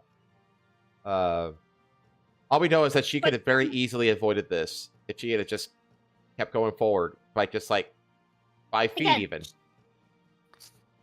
It's so weird. But yeah, that happened. I'm starting to think that letting women drive was a mistake. Just entirely. Maybe. I remember I was explaining to Betha why this is the dumbest shit ever, and then I immediately I spun around and I was like, you know how my car has a dent on the back of it? You know who did that? My mom. And I explained to Betha how the only dent I've ever had on a car was my mom's fault. Well, there's a reason that their insurance rates are higher. God. But anyway, those are my clips of the week. And with that, we're going to go ahead and Thanks for reminding me why I should drive Betha to work. You should. Not only should you drive her to work. Why I'm going to drive her to work. Yeah, you drive should. Her to and from work. Well, not just that, but that means that while she's at work, you'll also have freedom with the car. So, like, you want that. But anyway, we're gonna go ahead and wrap it up. This is record time, chat. We're only 3 hours and 15 minutes in. Let's go! We did it. We're finally figuring it out, chat. Finally cracking the code. What do you got? What do you got going on next week? It's a great question. I don't know yet. You don't know yet? I don't know yet. I'm still going through like. Oh, yeah, like what do you call it? I'm still going through figuring out like the rhythm to all this, you know. With Patho, seeing what days Patho wants to stream next week, etc. We still don't know when Patho's gonna start working. Mm-hmm. We have an idea of what days she's gonna have off. But the one thing I can tell you is that tomorrow will be a work stream where we iron some more stuff out, and I'm gonna work on D&D. And I'm gonna get on with you on tomorrow. Oh yeah, that's true. Yeah, you are. A restream. I'm gonna teach you how to use restream. So there you go. So tomorrow's stream it's gonna start at 10 in the morning, nice and early. I'm gonna help Hamza with the restream. I'm gonna do some more stuff with Patho. We're probably gonna stream from Patho's end tomorrow. I'm not 100% on that. Because a lot of the stuff the whole thing was we needed to fix stuff on Patho's end, but also, I think I kind of did that already. Because I did it kind of off stream when Patho was streaming Skyrim. Okay. When she was streaming, whatchamacallit? Can't think. Whatever. We needed to update the fucking sound alerts and stuff. The alerts had to be updated. And yeah, just stuff like that. We need to make sure Pace alerts are working. I'm pretty sure they are though, because she has the Streamlabs connected. Yeah, I'm pretty sure everything's like mostly done. But yeah, just iron on some stuff. Help Helmsman with Restream, and then I need to work on D&D. I need to work on D&D for the day after. There you go. So that's a thing, right? And you gonna do any more sponsorship streams? Yeah, I'm probably gonna do some more sponsorship streams. Not tomorrow or Monday, because I want to just work on D&D. Tomorrow evening and then Monday morning before I start D&D at 3 p.m. But throughout the week, I'm probably gonna do more of the sponsorship streams because I'm honestly really fucking liking the game. At first, I didn't think I would actually like it that much. I was like, oh yeah, we're just gonna just play this a couple times and then whatever happens, right? But I'm honestly really genuinely enjoying it. Tower defense I had is a addictive. really, really good time. It's not just tower defense. It's tower defense the same style that Arknights does it, which I fucking love. You love that. And then. the character, I love Arknights, and the characters are hot, fucking like medieval fantasy aesthetic characters, whereas like Arknights is more like sci-fi. Right. And medieval fantasy is kind of my jam. So I'm all over this, dude. I am all over this. I fucking love it. I fucking love it, dude. Yeah, you need to sign up for it. You need to help her out. Yes, you do guys sign up for it. I need to contact the Streamlabs people because it did keep track of my time. It kept track of exactly 2 hours of my time for some reason. That's weird. But it's not tracking the goals that people are hitting. It looks like. Oh, wait, no, it did. It tracked one person hitting it. That one person Patho? Reaching, that might be me.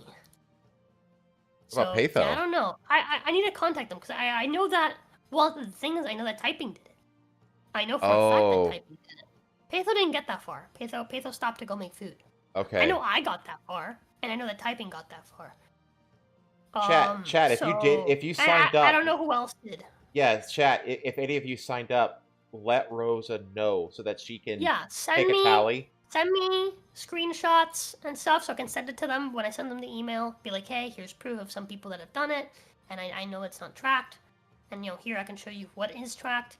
Just send me stuff so that I can look at it and know. I can show them proof when I send them the stuff. So yeah, cool. Yeah. Right on. Okay. Because it's literally telling me that 0 people have downloaded it with my link, but obviously it tells me that 1 person completed the first objective for $3. So yeah, it's clearly not tracking properly. Yeah, something's going wrong. Because I noticed that too. I was just like, chat voted for this, and how like there's no signups happening across the stream. Something's up. You know what I mean? So yeah. There's 31 clicks and 15 unique clicks. So yeah, at least 15 people have looked at it. And again, I don't even think this is actually tracking properly. It might actually be more. Yeah, something's up. Something's definitely up. Okay. Yeah. Cool. As for me, tomorrow, once I'm getting Restream figured out, like around lunchtime, what I'm going to shoot for, and then I'm gonna be streaming the Yakuza, the new Yakuza game tomorrow afternoon. I'm gonna stream that a few hours before the watch along, which I have not scheduled yet. I don't know what I want to watch. Chat, what would you want to watch? And then let's see what else.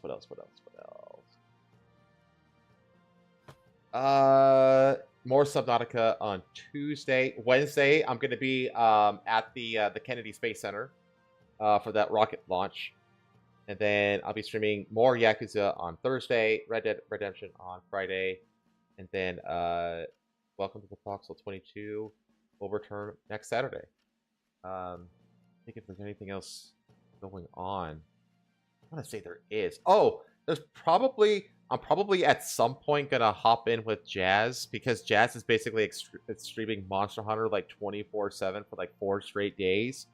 I'm probably gonna find time at some point this upcoming week to just hop in with them, hang out in Monster Hunter. So there's that. That reminds me, whether or not I join Monster Hunter will be dependent on chat tomorrow. Chat, come in clutch. It is up to you, chat. If you guys want to see me play the new Monster Hunter, Wild, it's a new one. It really is up to you. Oh wait, is it? It comes out on the 28th. I can also tell you that if you do get it from me, I will get it on PS5, which means Patho will also be able to get it. Hang on, is there early release for it? Get it on my personal account so that Patho can also game share with me and get it. Actually, no, because Epic Games only going to be PS5. It's not going to be on the PS4, is it? Right. Never mind. Yeah, Paytho can't play it. She doesn't have a console for it. Unless I get it for her for PC. As well. So. Which chat, you can manage that. There's no early release. Oh, so maybe I don't know, when is Jazz doing this? Is it not next week, but the following week then? Because it doesn't come out till the 28th. It comes out midnight. It comes out midnight on the 28th for you. It comes out at 11 p.m. for me, and it comes out at 9 p.m. for Jazz. Yeah, but that's Friday, so he's not going to be streaming it all next week. No, it's not Friday. The 28th is Friday. Uh-huh. Midnight on the 28th for you will be Friday, but it'll be 11 p.m. the day before for me.